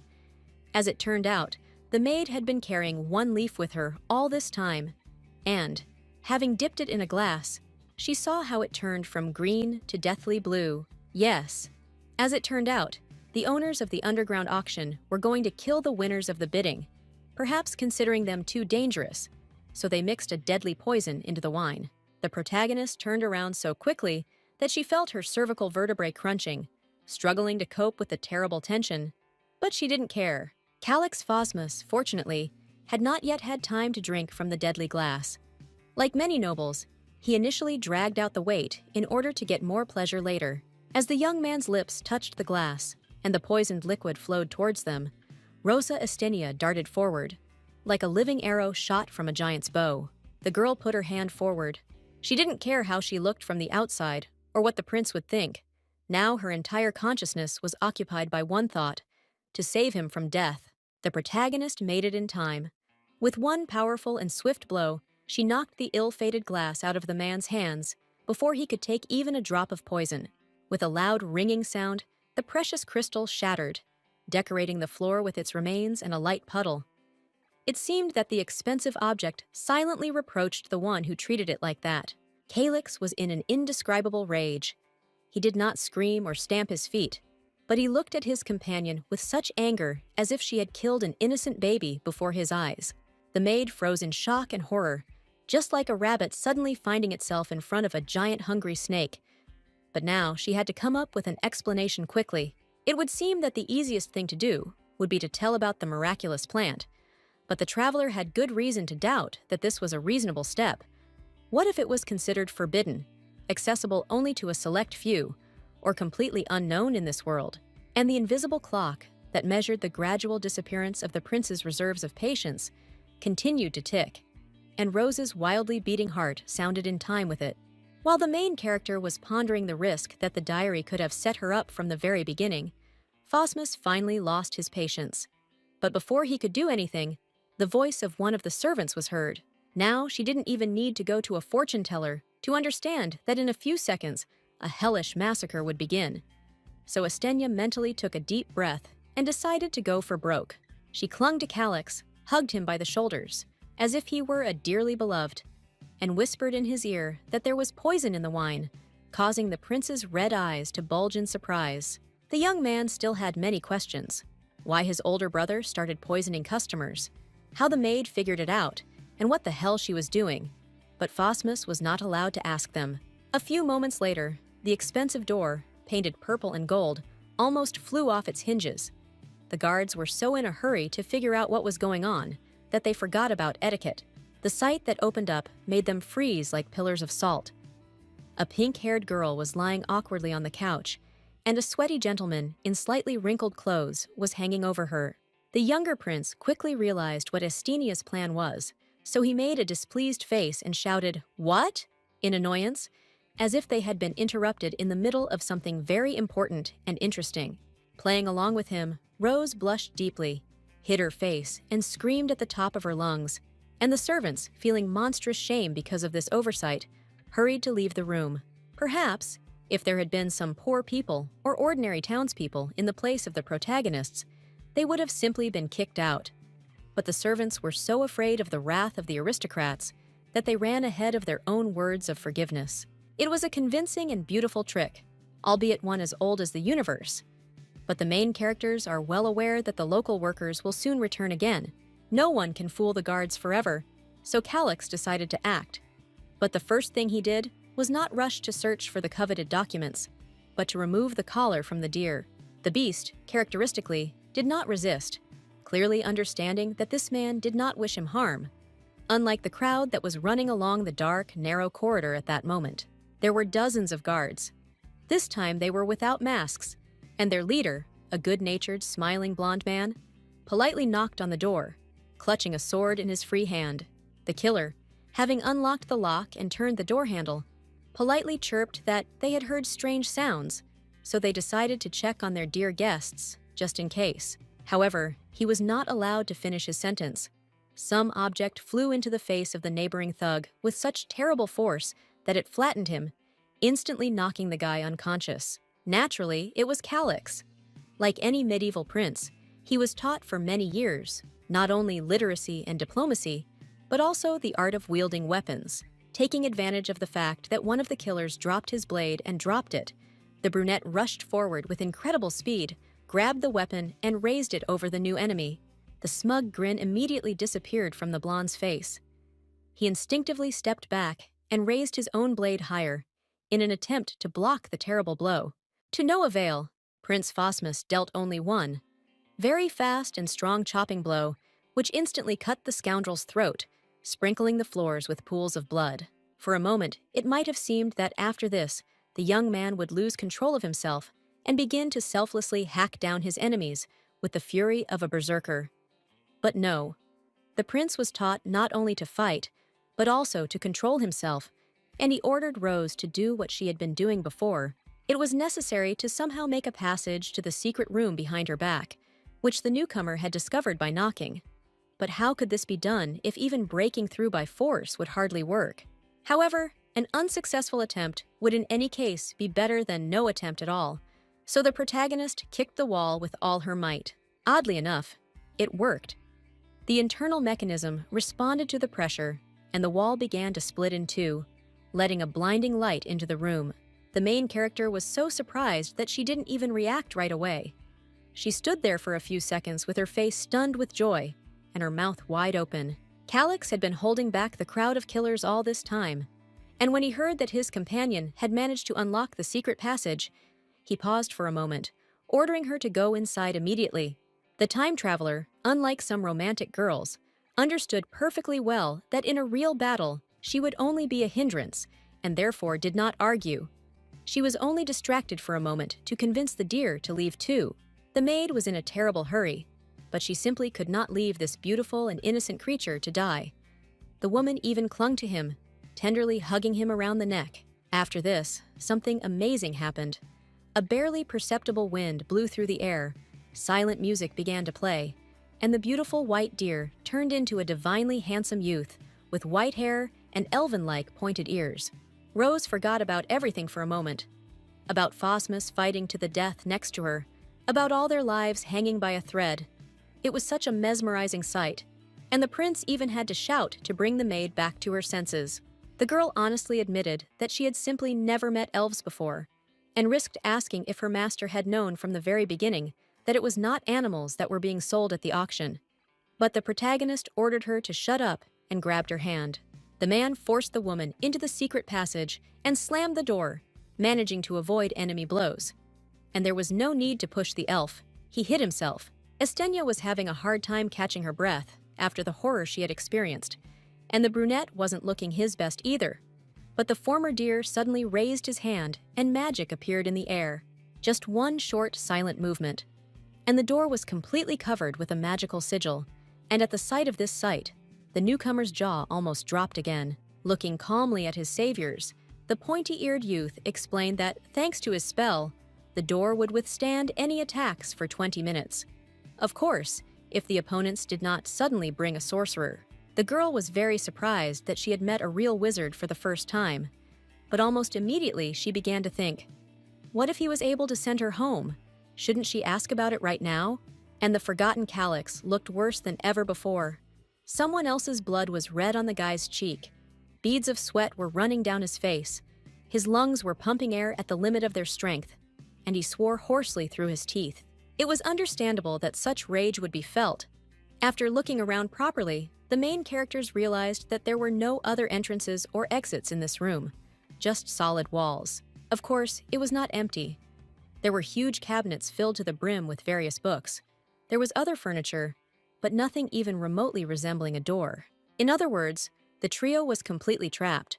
Even if the third prince's thugs failed to break through the spell and the door, they would only need to wait a few days for the captives to die of thirst. However, no one was in a hurry to panic. Most likely, no one simply had the strength for that, and even Calyx himself, who understood the situation best of all, was still keeping his cool. Slowly walking past the elf freed from slavery and the dumbfounded girl, the prince began to rummage through the papers, looking for the purpose of their entry into the auction. It was not difficult for the brunette to quickly find what he wanted. Financial documents that, if published, could easily cause the third prince a lot of trouble. This was very good. But another, no less important question remained on the agenda. How would the heroes be able to get out of the secret library without being seen by the guards? The elf replied that there was another space, and at the same time, he seemed even more indifferent to the threats than Calyx himself, as incredible as that might sound. Phosmus matter-of-factly asked where this space was, and the pointy-eared one just as calmly admitted that he didn't know. After that, the brunette decided that it would be better to try to break the walls with the elven head, and the wizard agreed in the same indifferent tone that this was not a bad idea. It was as if a thunderstorm was beginning to form between the two guys, and Rose, trying to prevent a quarrel at the most inopportune moment, asked the magician if there was a place with concentrated mana here. She clarified just in case that concentrated mana is when there is much more magical energy than in other places, and the white-haired sorcerer replies that everything is correct. The time traveler once again used her knowledge of fantasy genre cliches. Many works contained such elements, and she decided to try her luck in this universe. The maid wondered out loud if there was a suitable artifact among the local books, but instead of answering, the elf waved a long pale finger as if drawing a picture in the air. Being a magical creature, He easily sensed the flow of mana in the surrounding world, and unmistakably pointed to the necessary tome among hundreds of similar books. The protagonist had doubts, because she saw this elf for the first time in her life. But in such a situation, she still had nothing to lose, and she reached for the indicated volume. As soon as she moved the book down a little, a miracle happened. A huge wooden shelf swung open, showing the captives a passage filled with a blinding glow. A few moments later, the strange light disappeared, and the main characters, blinking, saw that behind the closet there began a steep staircase leading somewhere to the upper floors. The delighted newcomer clenched her fists and began to praise herself for her genius in every possible way. Just a few seconds ago, it seemed that they were doomed, but now there was hope. After that, she hastened to warn the prince that a way out had appeared, and Calyx, for the first time in history, opened his mouth in incredible shock, because what Rose had done was more like magic than reality. If the guards had already broken down the doors with spears and axes, then Phosmus would have certainly rushed to the stairs without asking unnecessary questions. But now he pounced on the protagonist herself, grabbing her hands. The girl was so surprised and scared that she didn't even try to resist, although she wouldn't have been able to resist a much larger and more muscular man anyway. The brunette seemed to have completely stopped caring about the mortal danger. He had been tormented for so long by the question of how a simple maid from a family of insignificant nobles had received so much knowledge and influence that now rage was pouring out of Calyx in a stormy stream. Despite the fact that the main character almost died on the spot from horror, she still had enough courage to point out that they could talk about this another time. For now, it was much more important to get out of the lair of maddened rats. This was given to Rose at a truly colossal price. She saw the prince's eyes, saw in them a desperate thirst for answers on the verge of rage, and acutely understood that she could easily get a knife to the throat. The terrible tension continued for some time, until the young man finally managed to pull himself together, and he looked at the girl without the previous hostility. However, the warmth in his eyes did not increase even by a pinch. Contemptuously throwing away the girl's hand, the prince noted that he did not have time for all this nonsense. Turning away, the man noted that a wizard as the head of a criminal group was complete nonsense, and also warned the protagonist to run upstairs right now, because she was useless in a fight, and this way she would at least have some chance of leaving alive. And before the pink-haired woman could get in a single word, the prince rushed out through the enchanted door to chop into pieces as many enemies as he could. It happened so quickly that for the first few seconds, Rose stood like a statue, motionless, with wide eyes and an open mouth, and only then, with a start, did she turn around. In addition, there was an elf in the room the whole time. He never said anything or tried to intervene, so the others forgot about his presence until the maid came to her senses and pointed out that they had to run away. But there was no reaction from the pointy-eared one after that either. It was as if he was in a completely different world, where the blades and chains of people could no longer reach him. Unable to bear it any longer, the protagonist grabbed the former deer almost as unceremoniously as Calyx had grabbed her a few minutes ago, in order to force her companion to finally run away. But this touch had a completely opposite effect on the wizard. He became even more dumbfounded and stared at the woman with large purple eyes. Estenia herself did not see this enchanted gaze, since she stood with her back to the sorcerer. But even so, from his point of view, she looked like some kind of celestial being. The woman did not pay any attention to this, but it seemed to the elf that the atmosphere had changed radically. He seemed to find himself in a beautiful garden, full of fragrant flowers, and in which only happiness reigned. After a short period of time, readers are shown that a spiral staircase pierced a huge tower. Its top, leading to the very roof, was lost at an incredible height. To prevent people from slipping and falling to certain death, it was equipped with fence-like railings, and so the characters calmly ran up the steps as fast as they could. The protagonists, whom Calyx had managed to join, were several dozen meters ahead of their pursuers, but the guards were determined to catch the fugitives at any cost and skin them alive. One of the guards, who occupied a higher position than the others, even gave an order. A man, a woman, and an elf can easily be killed if such an opportunity arises. These people's words and actions did not diverge.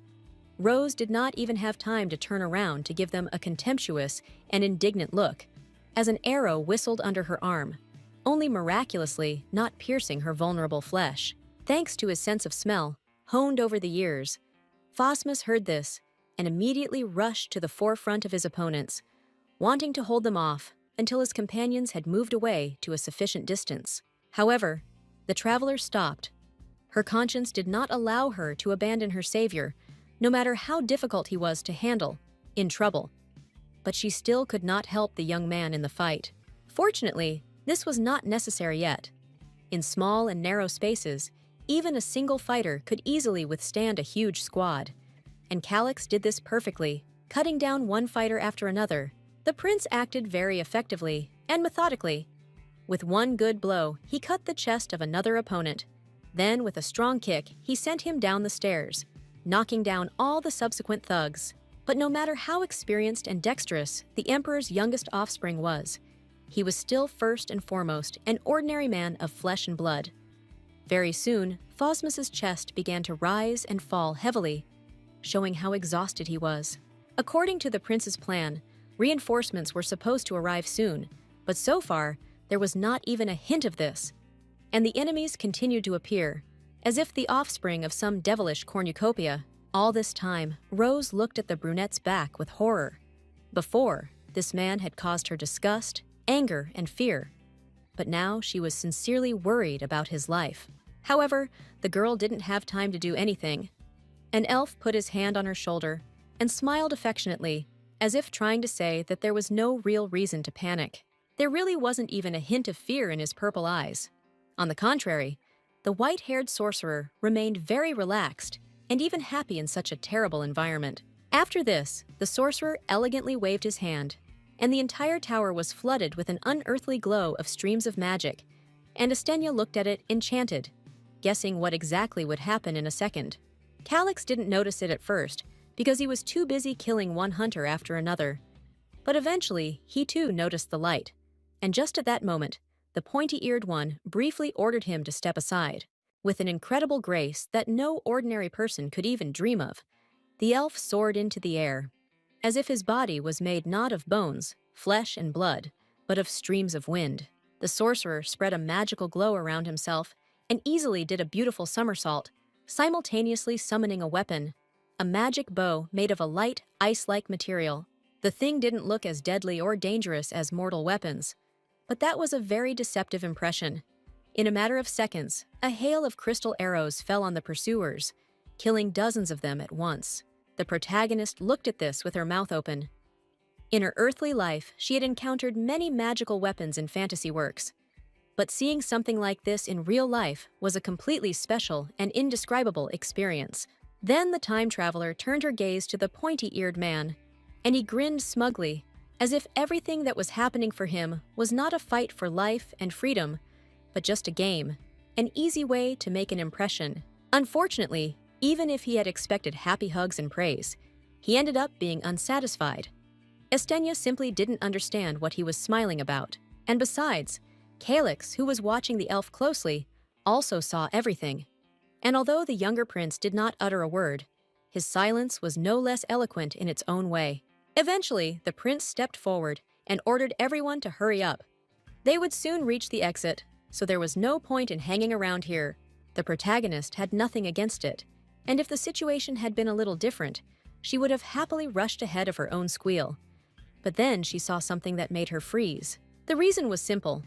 Not all the guards died from the sword of Phosmus and the arrows of the pointy-eared sorcerer. One man stood on one knee and aimed a bow at the men's backs. But as Rose later realized, in fact, the killer was not aiming at her or even at the elf, but specifically at Calyx, and he saw and heard nothing and was completely vulnerable. Even though time might have seemed to slow down, the overview of the situation took only a few fractions of a second, after which the main character desperately screamed, "No!" However, it was already too late.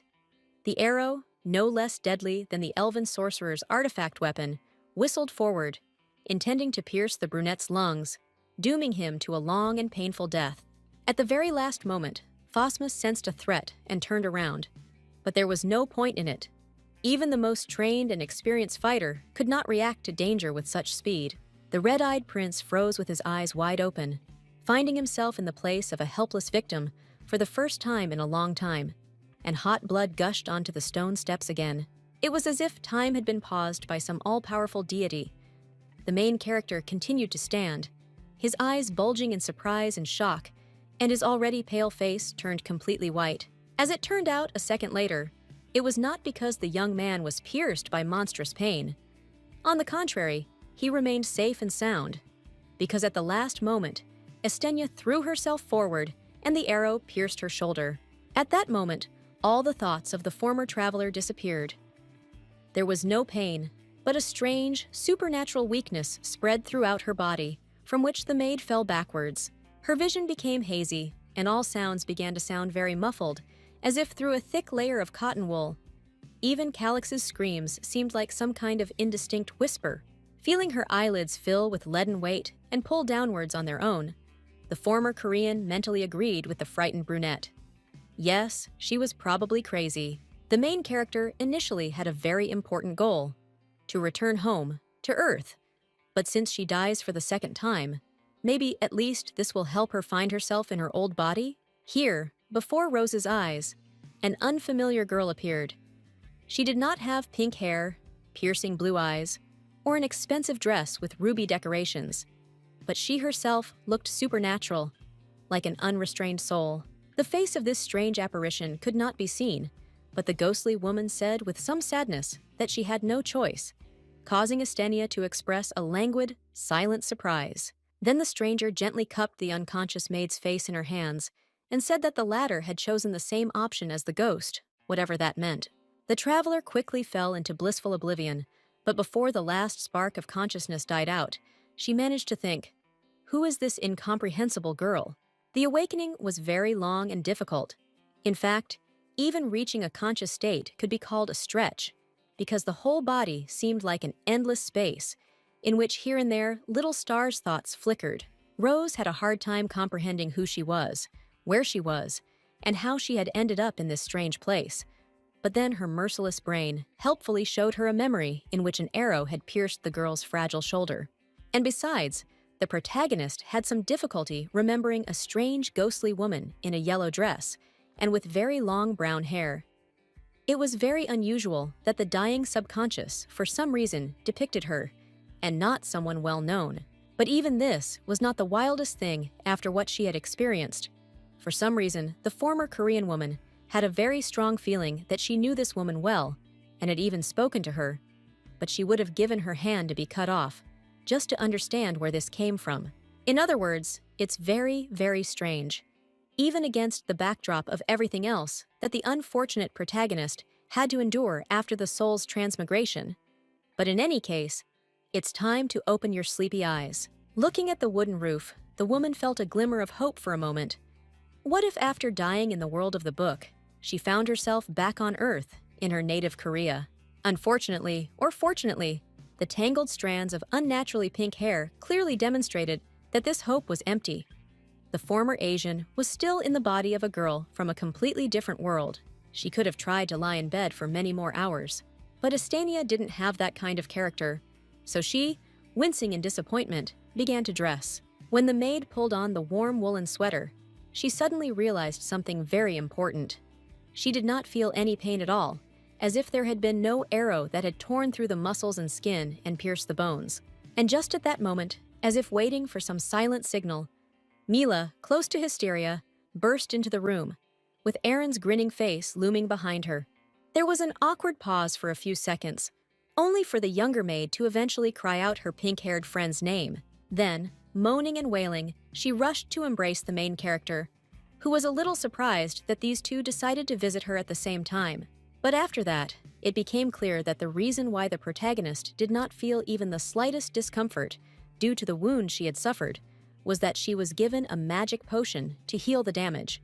Moreover, it was the decision of Prince Calyx himself, and in order to save the life and health of the maid, he used a large portion, no less than 9 flasks. Estenia responded with a slightly surprised, "Oh," like a person who was indifferent to the topic of conversation, but was forced to participate in it. And the brunette immediately became angry, like, does Rosa even know how much such a portion of medicine costs? The traveler, of course, didn't know. and Mila kindly explained to her that in order for ordinary people like them to buy so much of the magic drink, they would have to save up their salary for 5 long years. The girl paused dramatically, but still couldn't wait for any reaction. The main character continued to look at her with the empty gaze of a baby. In the end, Estenia said that this was a fair price for such work, which immediately horrified her friend and excited Erin's interest, which she quickly regretted. Having made sure that everything was fine with the protagonist, the red-haired servant carelessly declared that he was very glad about this.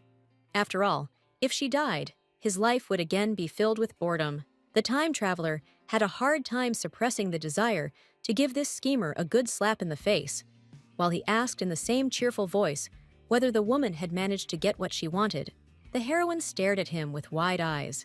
She clearly remembered that she was not talking to some slacker, but to the grandson of a very influential and dangerous information broker. Help came from where no one expected it.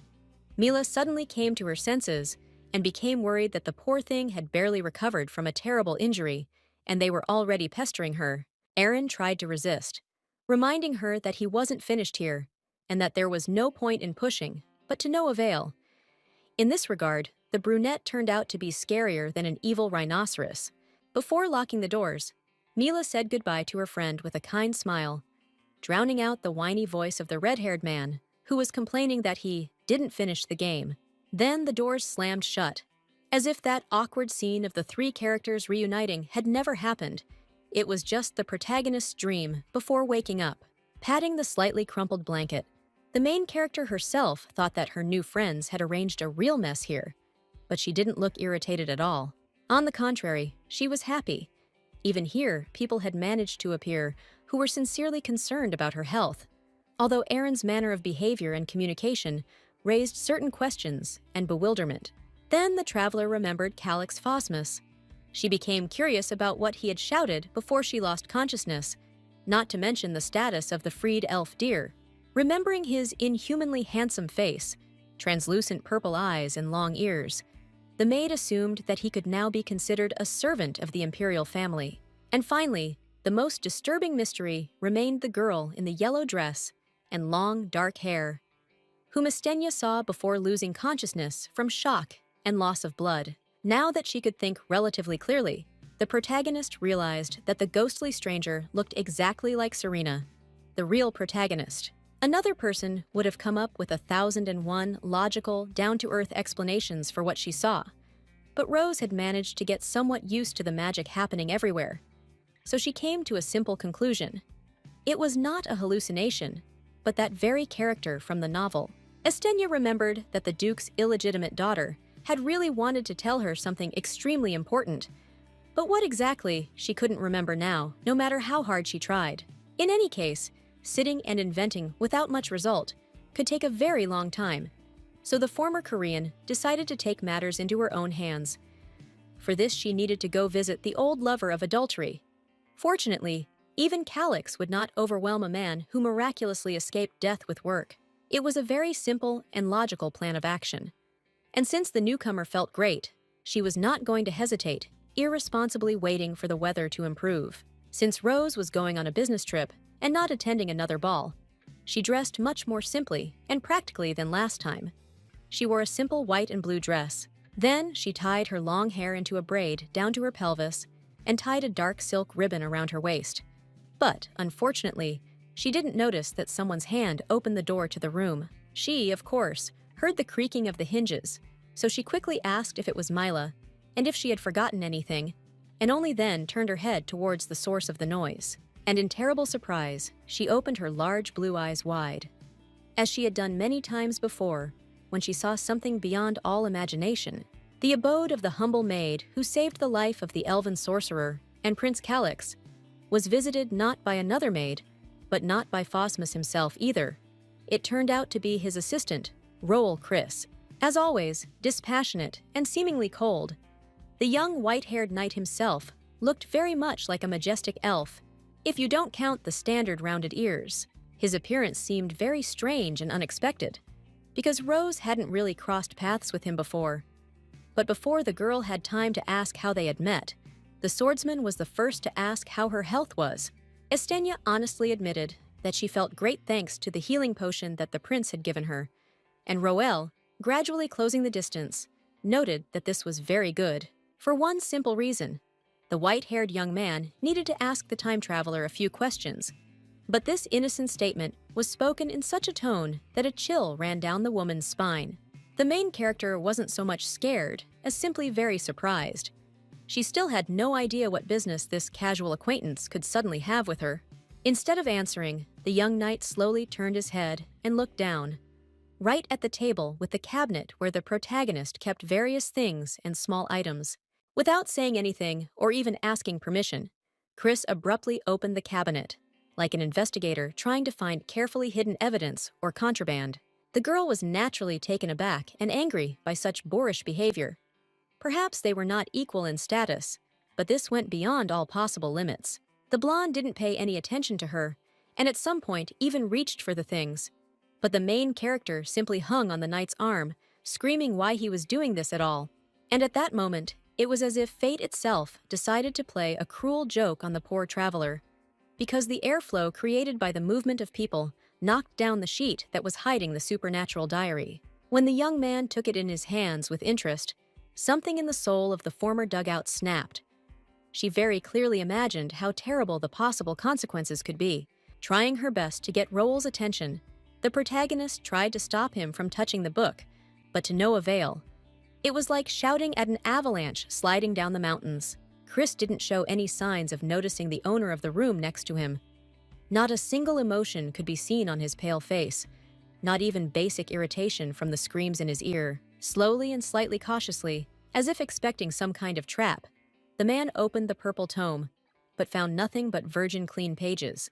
This surprised Estenia much more than even the knight's visit, because she knew for sure that her diary was full of various entries left by an unknown force. Only after this did the young man show emotion. And it was fatigue coupled with irritation due to the fact that he had wasted time searching to no avail. Perhaps in a different situation, Rosa would have emotionally attacked Roel with accusations, would have started gloating and interrogating him, but they were not going to give her such a chance. Previously indifferent and unconcerned, the white-haired swordsman casually grabbed the fragile woman by the hand and pulled her towards him with force, almost causing her to fall face down on the floor. No, it wasn't an act of anger. Chris was still looking at the protagonist with an indifferent gaze, but at the same time, he announced in a voice as cold as mountain snow that she needed to follow him. After this, the action moved to a place where no normal person would ever want to end up: the Imperial Prison for holding dangerous criminals. It looked exactly as one might immediately imagine. The floor and walls were made of thick, cold stone. There were huge cages everywhere with hungry rats running around, and right under the feet of the guards lay a piece of a human spine with ribs. Roel sat at the table, holding a thick folder in his hands, and at the opposite end, with her back to the entrance and the guards, sat Rosa Estenia, her hands tied with rope. The protagonist wasn't even surprised. It would be more correct to say that she was in shock. A silly smile was frozen on her face, and one thought was beating in her suddenly empty head. What was going on here? The action moves to that fateful night when Estenia almost died, covering her master with herself. Immediately after she was struck by an arrow, the elven sorcerer pierced the head of an enemy archer. Phosmus did not participate in the massacre. On the contrary, he desperately pressed the girl's rapidly weakening body to himself and called her by name, hoping to achieve at least some kind of reaction. At that moment, it was very difficult to believe that the younger prince had a reputation as a psychopath who killed servants at the slightest whim. On the contrary, he did everything to save his companion, even tore his own cloak to use the fabric to stop the bleeding. All those moments when Rose behaved too strangely for a maid flashed through the prince's mind. How she discovered the poison, how she rushed to intercept the arrow, ignoring all the dangers. The protagonist simply could not understand how, and most importantly, why the maid did all this, especially saved his life, although they had nothing in common. And at some point, Calyx even planned to kill her. The elf did not interfere in this scene. He silently watched as the frightened and confused man pressed the dying woman to his chest, not knowing how to help her. The long ear of the magical creature twitched slightly, like that of an animal that suddenly sensed the approach of something foreign and incomprehensible. The elf suddenly jumped onto the higher stairwell, and this trick surprised the protagonist so much that he even turned away from the maid to ask what the hell was going on here. Looking back at the brunette with indifference, the wizard laconically explained that people were just coming here. And besides, he asked Phosmus to take care of Estenia. But that was not all. After thinking for a few seconds, the mysterious sorcerer added something else. But the heroes were unable to figure out what exactly he meant. Calyx asked again what this meant, but just at that moment, the staircase passage was blocked by people. Fortunately, these were not more assassins, but soldiers of the younger prince, led by Roel. The white-haired knight hastened to apologize for being late, explaining that the guards were much stronger and more numerous than they seemed, but the brunette did not care. Instead, the red-eyed prince briefly called out his confidant's last name, and in such a tone that everyone present immediately fell to their knees in respect and horror. They didn't see it, but the main character bared his teeth fiercely, like a tiger preparing to attack, and in a very cold, angry tone, ordered that everyone in the building be killed, leaving no one alive. Chris stared at his master in shock. He had much better control of himself than Rose, but it was still clear how surprised he was by that tone. For a moment, the young man remembered his cousin as a child. Then, little Calyx, stubbornly looking dangers in the face, also made a promise that he would finish off anyone who tried to kill him, so they sat for some time on the spiral staircase. A group of kneeling knights, and the all-powerful prince, pressing a young servant to his chest, like a mother pressing a child. On this touching note, the memory ended and the harsh reality set in. Roel was still planning to interrogate the arrested Rose in the depths of the Imperial dungeon. For now, however, the white-haired swordsman not only did not harm the protagonist, but did not even say anything to her. He was concentratedly leafing through the folder, looking for suitable data. The main character, following long-standing advice from casino workers, tried her best to show that what was happening did not bother her in the least, but the beads of cold sweat on her face gave her away completely. In the end, the girl couldn't stand it any longer, and began an angry speech about what Chris was even allowing himself to do here. And he was a knight with a code of honor. But the blonde easily interrupted the girl, coldly repeating his desire to ask a few questions. The maid resentfully states that if answers are needed, they could have simply asked why they were acting so extreme. And then, more quietly, she mutters that this is what the Knights of Calyx are really like. The blonde looked at her with the gaze of a fish indifferent to the entire universe. It was difficult to say whether these words hurt him or the young man was simply gathering his strength for the interrogation. Chris eventually read out the first point, which was about how the girl found out that the auction owners had poisoned the wine. But the protagonist mentally grumbled at the fact that they had decided to ignore her. However, she quickly added to herself that Roel simply had that kind of character, implying that the swordsman had not acted with the intention of offending the suspect. The former Earthling reminds readers that in the original novel, Rise of the Blood Moon Empire, the young knight truly loved Serena, who Phosmus also fell in love with. Despite the fact that his feelings for the girl were very strong and sincere, ultimately, the blonde preferred duty. Serving his cousin was more important to him than personal happiness. As unpleasant as his actions were from the outside, Roel was a truly noble warrior by nature, and now he sincerely asked to simply tell the truth, so that they wouldn't have to follow the part of the protocol that forced them to torture suspects. Of course, if everything were that simple, then Rose, without even thinking, would have long ago poured out to these people everything they wanted in order to save their own skin. But in reality, of course, everything was not at all simple. If she had told about the magical herbs that change color in the presence of poison, they would have dragged her to the fire with angry cries of, "Witch!"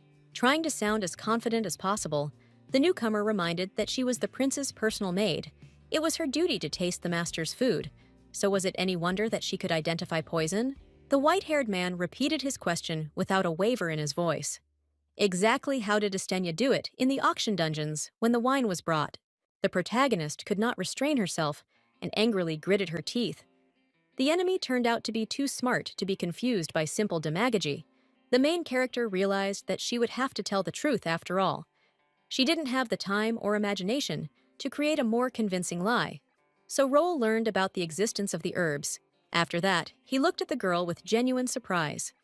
His eyes literally widened, and the former Korean couldn't help but giggle maliciously, because this time she won.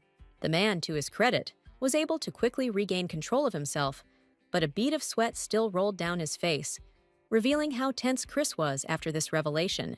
In the end, the guy quietly admitted that he was not strong in this area, and the sincerely shocked Rose exclaimed with no less surprise, "For God's sake, how is this possible? Is he really a knight?" For a moment, she completely forgot about the fear of possible torture and execution, and asked the warrior how the servants had previously determined the safety of food for the master. However, she quickly gave herself an answer. Phosmus was probably given small portions so that he would develop immunity to all sorts of rubbish, and she even imagined how the little prince would complain about the bad taste of the poison while his subordinates lay lifeless. This also explained why the brunette, with such amazing courage bordering on stupidity, was ready to drink a deadly drink. He was simply used to such gifts, and he was also the main character with plot armor. For a moment, the protagonist once again thought that no matter how dangerous and unpleasant this man was, she sincerely felt sorry for him, and she asked out loud in horror whether no one had ever checked the food. For a moment, the roles of the characters changed. Now Roel was momentarily in the place of the suspect, sweating profusely and trying to hide his bashful look. Not wanting to lose face in a losing argument, the young man decided to simply change the subject, and quickly checking the papers, he asked how Rosa had found the secret office of her older brother Calix. She answered honestly that she had followed the prince's orders and found the space behind the wall. And when Chris mentioned that only the top members of the criminal organization knew about the secret room, she thought with irritation that this was a common occurrence in fantasy. The swordsman looked away slightly and noted that they had, among other things, discovered a magical barrier at the entrance. But then again, only a blind person would not have been able to miss such a huge glowing thing. The girl immediately tensed up because the conversation turned to magic, and any matter in which magic is involved immediately takes on very serious turns for others. The protagonist quickly realized that it was not an elf, but herself most likely, especially since the maid opened the door with a simple kick when the guards were breaking into the room. But Rose, of course, did not share these thoughts for the sake of her own well-being. Instead, she referred to the fact that she was an ordinary servant, did not understand anything about witchcraft, and it would be better for people to interrogate that elf. Roel would certainly have done so, but, unfortunately, a random factor intervened in the matter, confusing all the cards.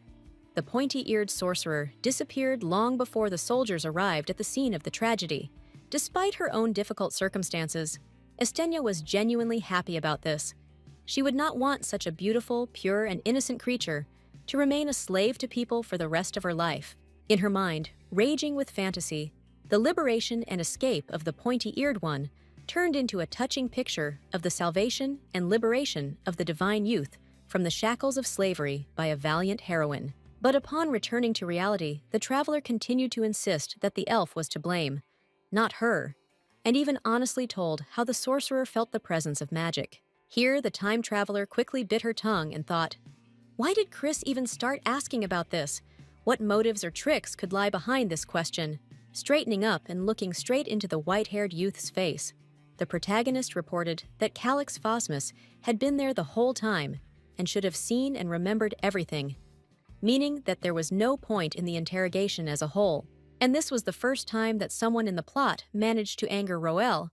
Barely audibly slamming a folder on the table, the knight rose above the table and menacingly reminded who exactly was asking the questions here. Chris asked in a raised voice, where the suspect got the invitations, but Estenia had already guessed that the entire arrest was taking place behind the prince's back, and in the same menacing voice asked who had given the blonde such a right, and the swordsman, shouting even louder, demanded that she simply answer questions. Here, fulfilling the laws of dramaturgy, an unexpected and loud sound was heard. Both disputants, instantly falling silent, stared at one point with stunned and frightened faces. As it turned out, it was not in vain. The door to the dungeon was opened by none other than Calix Phosmus himself, and the prudent guards hastened to bow their heads before the ruler. The brunette, usually cool-headed and able to control himself even in the most stressful situations, was now literally grinding his teeth from the rage that had taken over his mind. Looking at Roel and Estenha, As if trying to turn them into piles of ash, the red-eyed youth demanded to know what was going on in a deceptively calm voice. After that, the brunette folded his arms across his chest and stared intently at his confidant and maid, like a very strict and formidable teacher who was trying to intimidate disobedient students and get the right answer to a question from them. To Chris's credit, he was far from cowardly. Most people would have already started sweating or even shitting their pants from such a look. But the swordsman calmly leaned over and said that he had decided to conduct an investigation due to suspicions that had arisen. Hearing this, the protagonist grimaced and almost screamed out loud, "What?" And it was understandable, because Roll had just admitted that he had indeed carried out a search and arrest without the master's knowledge, simply because he didn't trust the girl. The main character did not dare to interfere in the conversation, but mentally she cursed the white-haired swordsman with all her might for scaring her to the point of fainting, rudely climbing through her closets, tying her hands, and bringing her to this torture dungeon. At some point, Calyx stopped paying attention to his cousin and cast another, much softer and more thoughtful glance at the newcomer, or, to be precise, at her thin hands, tied with a very strong rope knot. The prince calmly asked why this was necessary, and Chris reminded him that he was first and foremost a bodyguard, and it was his direct responsibility to ensure the safety of the ruler at any cost. After this, a strange and incomprehensible to Rose exchange of lines took place. Phosmus suddenly stated that he recently had a second birthday, and the blonde, noticeably worried, reminded that not a single suspicion had been refuted yet, to which the protagonist, in turn, repeated the old order, not to remember this. Estenia felt very awkward. She was ready to intervene even in this completely unclear conversation, just to stop feeling like a living piece of furniture that no one was paying attention to. Then the girl began to be tormented by vague associations. Somewhere she had already seen a very similar scene, and after a few seconds, she remembered where exactly this had happened. As it turns out, there was a very similar episode in the original Blood Moon Empire Rising, after Royal realized that, despite everything, he loves Serena, the main character and his master's lover. As expected, this became a real stumbling block between the two men, who had previously been very devoted to each other. Phosmus began to mock his cousin and belittle his dignity, while the swordsman became increasingly colder and harsher. Estenia tried to console herself by reminding herself that she was not the central character in the story, and that they would definitely not quarrel over her. But she quickly doubted this, watching how coldly and mercilessly Calyx was counting out the blonde, and the latter was casting an increasingly guilty look at the gentleman. Eventually, the prince asked if his confidant was going to bring a new servant as a replacement, and Roll responded with his own question. What if she turns out to be another spy for one of the young heir's many opponents? The young knight clenched his fists tightly, and his voice trembled more and more. He felt very well that because of his sincere desire to protect his master, relative and friend, he only fell lower in his eyes. In the end, Chris simply hid his gaze and meekly asked for forgiveness for having started this whole mess without thinking about its consequences in advance. But at least Rose did not feel any sympathy for him. On the contrary, she was angry, seeing how her kidnapper folded his paws in front of his superior. Calyx did not respond to this, but only rudely called out to the protagonist, and when she turned around, he demanded that she stretch out her hands, simultaneously removing a long, thin blade from the knives. Of course, the main character had no intention of crippling the newcomer. On the contrary, he used the weapon to quickly and easily free the maid from the harsh and unpleasant bonds. Most likely, after this, the girl would have thanked the prince and asked for the opportunity to return to her business. But Phosmus did not give this, grabbing the pink-haired woman by the hand. The emperor's youngest heir briefly ordered her to follow him, and from the outside, he looked so tough and distant, as if he was going to personally punish his subordinate for some misdeed. Without adding anything else, the protagonist left the dungeon and dragged the maid along with him. The latter had to noticeably quicken her pace so as not to fall and end up in the position of a sack being dragged. And Roel, forgotten by them, looked at the floor with shame and sadness. He sincerely wanted to do what was best, but for the first time in a long time, he let Calyx down, and this tormented the swordsman more than any physical pain. Meanwhile, the main characters had managed to get far away from the prison cells. Now they were walking along the open corridor of the palace, which offered a wonderful view of the green, blooming park.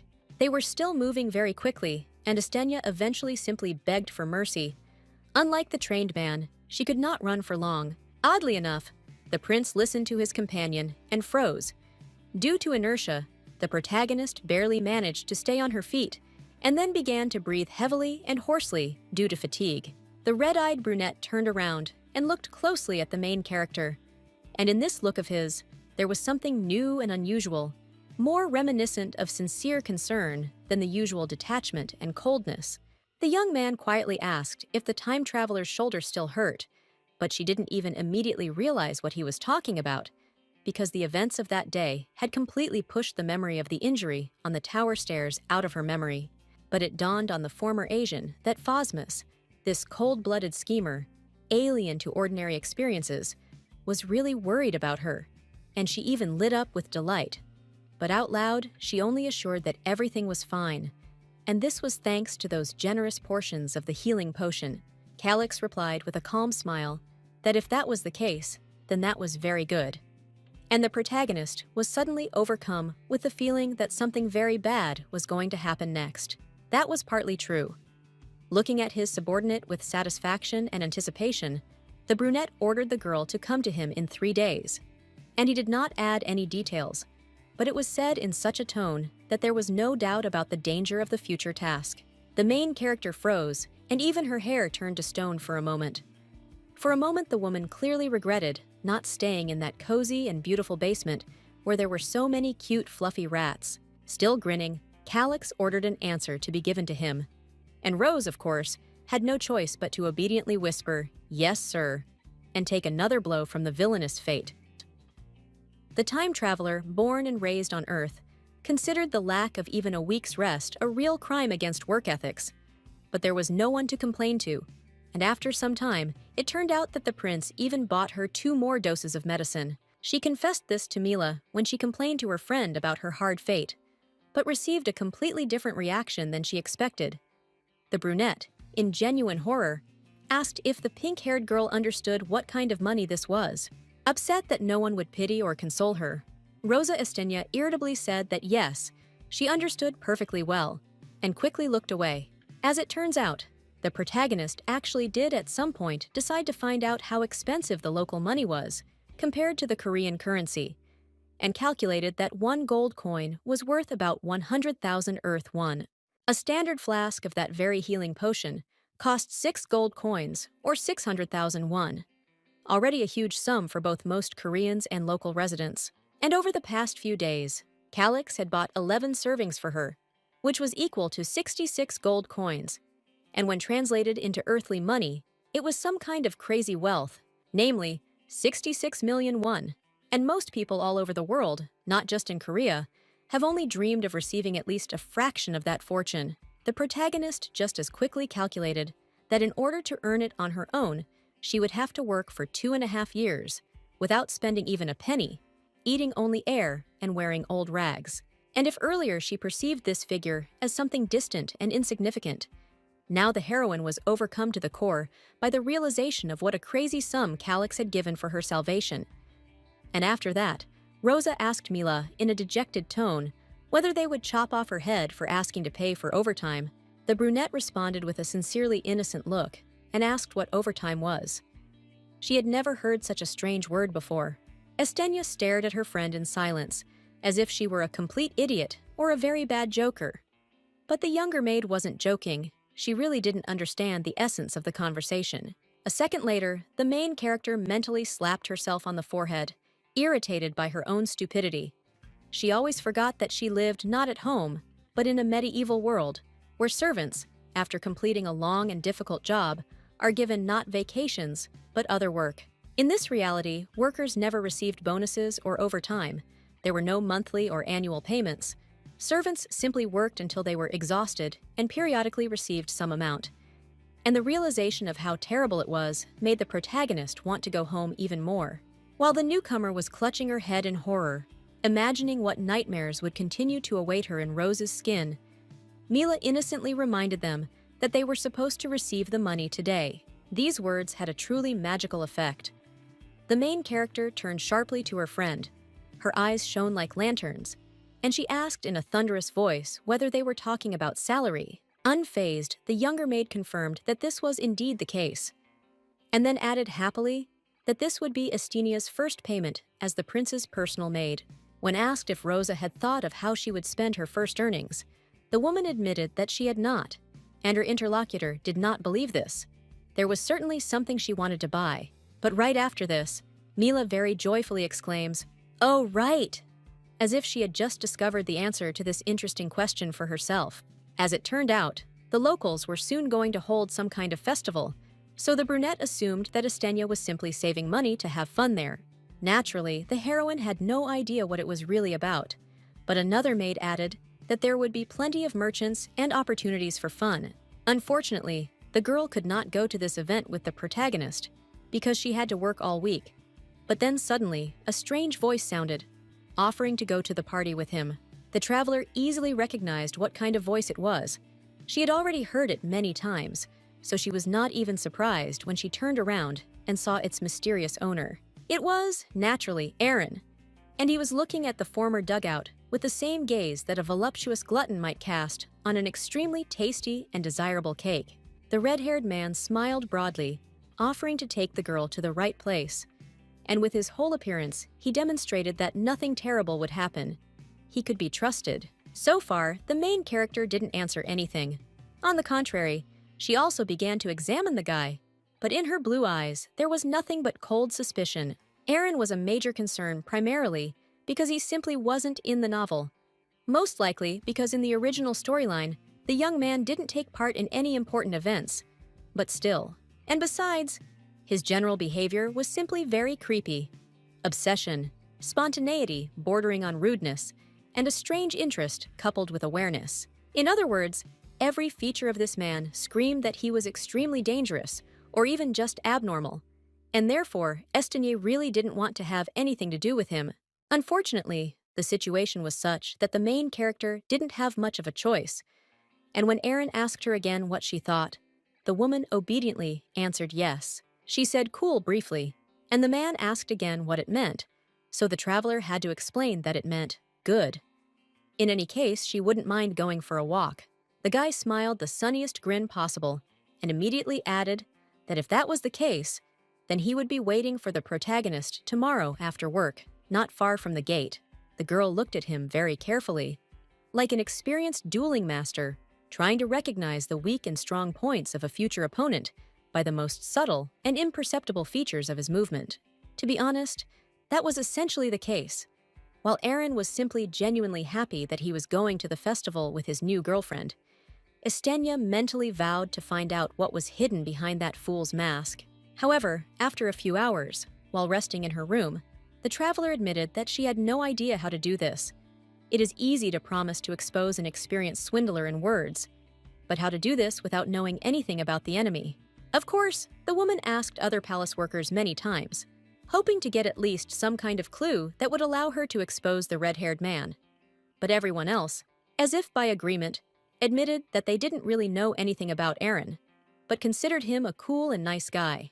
Well, since simple, human beings were powerless to obtain information, all that was left was to turn to those forces that live beyond the created world.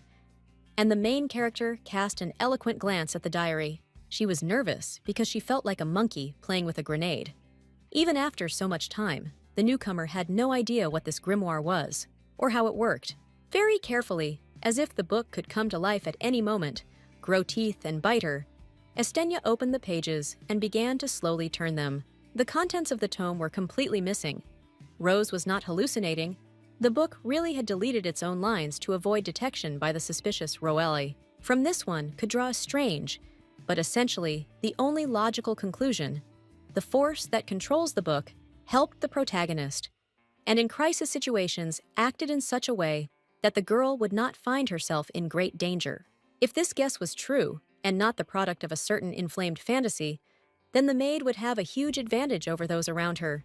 So she immediately decided to test it by asking the tome to help her find out the essence of Aaron. As soon as the former earthling finished speaking, a miracle happened. The grimoire began to glow with a very bright, pale purple light, like a huge light bulb. The once blank pages once again revealed unknown letters, telling that Estenia had allegedly met Mrs. Mallory again. And this time, the mysterious herbalist handed the girl an inconspicuous bag containing an inconspicuous powder. Somewhere in the Hamel Mountains grew a very rare and incredibly valuable tree called elgon. It secreted a special resin that, if dried and crushed, and then forced to be swallowed, physically deprived someone of the ability to tell lies for a period of time. In other words, it was a highly effective truth serum, a priceless gift for any interrogator or spy. And now a handful of this treasure was stored in the first drawer of Rose's desk. After reading the message, the protagonist simply stared into space in disbelief for a while. And then, with one very quick and sharp movement, she pulled out the aforementioned cabinet, discovering the treasured bag there. It looked more than nondescript, if you didn't know in advance what exactly was in it. Even the most slovenly thief would disdain to keep such a trophy for himself. But even this was not enough for Rose, and she, grimacing awkwardly, demanded an answer from the diary about what to do with it. She had, to put it mildly, little experience in planting dangerous substances on others. The grimoire gave no answer, apparently considering its task more than accomplished, so the traveler decided to ask something else. Namely, was that ghostly woman from the vision Serena? Estenia remembered this moment very well, and, for obvious reasons, it worried her. After all, the brunette remained an ordinary person, and the fact that she began to appear to others in their deathbed dreams was more than strange. However, this time, the magic book did not respond to the request in any way. Perhaps for some reason, it could not have a serious influence on the fate of the central characters, or had a limit on the number of actions. After waiting a few more seconds, the main character clarified whether this meant that the diary was not going to continue their conversation, but more to clear its conscience than out of a desire to truly get an answer. For the first time, the protagonist thought seriously about what was needed to control the book's powers. Some special factors were clearly involved, but she could not yet understand what exactly. Soon the night passed, and dawn came. And with it, another day spent by Rose in the dangerous but adventurous universe of the Blood Moon Empire. As always, the prince's palace was bustling with life.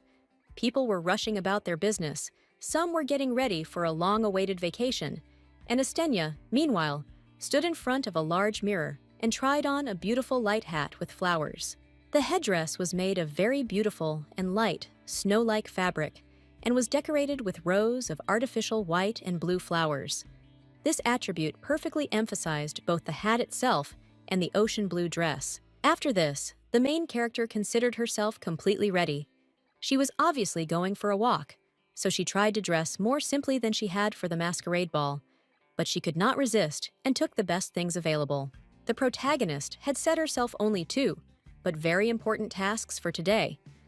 Firstly, she had to find the possessions of Duke Tianel and find out everything she could about Serena. And secondly, she had to meet Aaron in the evening and slip Elgin's powder into his food. There was no time to waste, because Calix Phosmus had given his personal maid only 3 days to rest, after which he was going to load her with tasks again.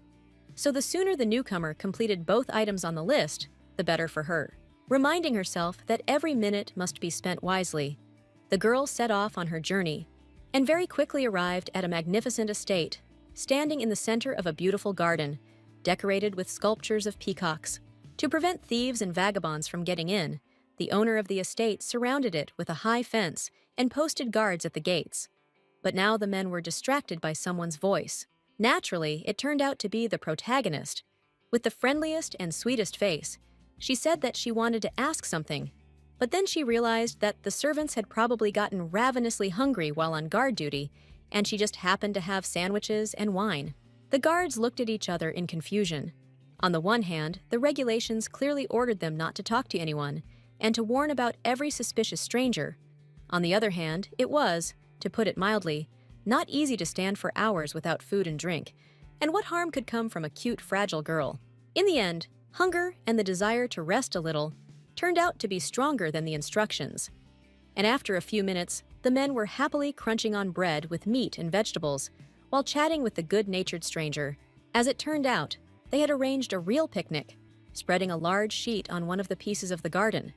and in order to have a reason to enter the territory of the ducal estate, Estenia lied that she wanted to visit her sister, who worked here as a servant.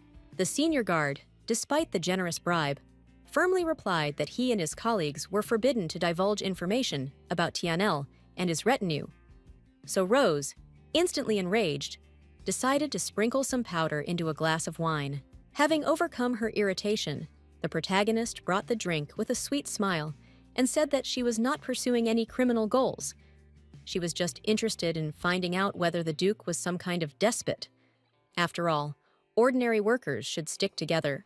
The guard accepted the gift without any fear and drained the glass in one gulp, to the delight of the traveler. And she immediately mentioned that her imaginary relative served the daughter of the local owner. The guard, shaking the now empty glass in his fingers, looked at the visitor with genuine interest and repeated her words about the Duke's daughter. His words fell on Estenia like the blade of a guillotine. Tianel had no daughters, at least none that the common servants could tell about, and since the guard had taken the truth serum, he could not lie or evade the answer. Realizing that there was no good prospect for her here, the main character quickly decided to move on, and the satisfied men, stroking their noticeably heavier and rounded bellies, happily waved after her and invited her to come back some other time. Naturally, the protagonist did not give up after the first failure. On the contrary, she traveled for a long time, collecting rumors wherever possible, and she herself did not notice how late evening came, and the sun gave way to the stars. No one Rose had ever met knew anything about Serena or any other hypothetical daughter of the Duke.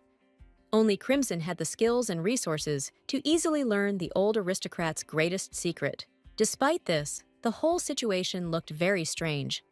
What reason did Tianel have to hide an illegitimate child so carefully that ordinary people could not even guess about its existence? And since the old shopkeeper had proven in practice that he was absolutely trustworthy in terms of obtaining valuable information, the main character began to seriously think, where, for heaven's sake, could she hide an almost grown woman without leaving any traces? And no, it wasn't that the protagonist sincerely sympathized with the unfortunate girl and wanted to free her from the yoke of her tyrant parent, like a good fairy. Rose simply got it into her head that if Serena suddenly met Calix, then her own problems would instantly disappear, and she would return home. And besides, if the brunette never meets the one whom the author himself intended to be her lover, then the plot will flow along an absolutely unpredictable branch, and the main character will lose her main weapon, the knowledge of what should be the future for the locals. The time traveler could have felt sorry for herself for a long time, clutching her head and going through one negative thought after another. But at some point, someone loudly called her name, and the maid immediately turned around. It turned out to be Aaron. As he had promised, the young man came to meet his new girlfriend at the gates of the prince's castle, and in addition, for the sake of the festival, he changed his old and simple clothes for more elegant blue pants and a fresh sleeveless shirt. To say that the guy was happy would be like saying, the sun is warm. In fact, he was literally glowing with joy, and it seemed that the redhead only needed to take a step for beautiful plants to grow from under his feet. The palace servant playfully asked if the protagonist had come so early because she missed him, and when he heard that she had not, he admitted in the same carefree tone that he had missed him too, and that was why he had set off early, to the sincere irritation of Rose, whose words were so brazenly ignored. Then he asked if the maid had dressed up especially for him, and the girl sighed very heavily and tiredly, allowing him to think as he wanted. She understood that the young man would ignore the unwanted information in any case. Still smiling happily and sweetly, Aaron asked if this festival was Estenia's first.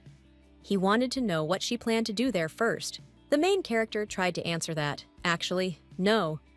But she quickly got distracted, because joyful people were already starting to gather around, opening shops with goods and lighting lanterns. Not nearly as pompous as the holidays of modern Earth, but it had its own special charm. The maid, in her excitement, tightly clutched the bag of powder, which had lost a lot of weight, in her hands. It was not a fact that such a convenient opportunity would ever come again, so she pretended to agree and invited the man to have a bite to eat. These short words were more than enough for Aaron to immediately take action. He grabbed the protagonist and dragged her along with him, claiming that he knew a very good place where they made simply first-class food. The main character instinctively tried to break free, but to no avail. The guy was much stronger, and he answered all questions with a smile and the phrase, "Trust me, only I can take you where you need to go." The girl once again wondered who he was in the end. The red-haired man certainly didn't look like an ordinary savvy servant. His level of insight and confidence were more in line with someone like Crimson, who controlled a wide variety of events from behind the scenes.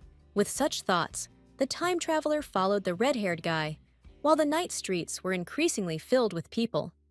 People were rushing with all their might to unwind after long working days, to rejoice and relax. For now, however, there was still empty space.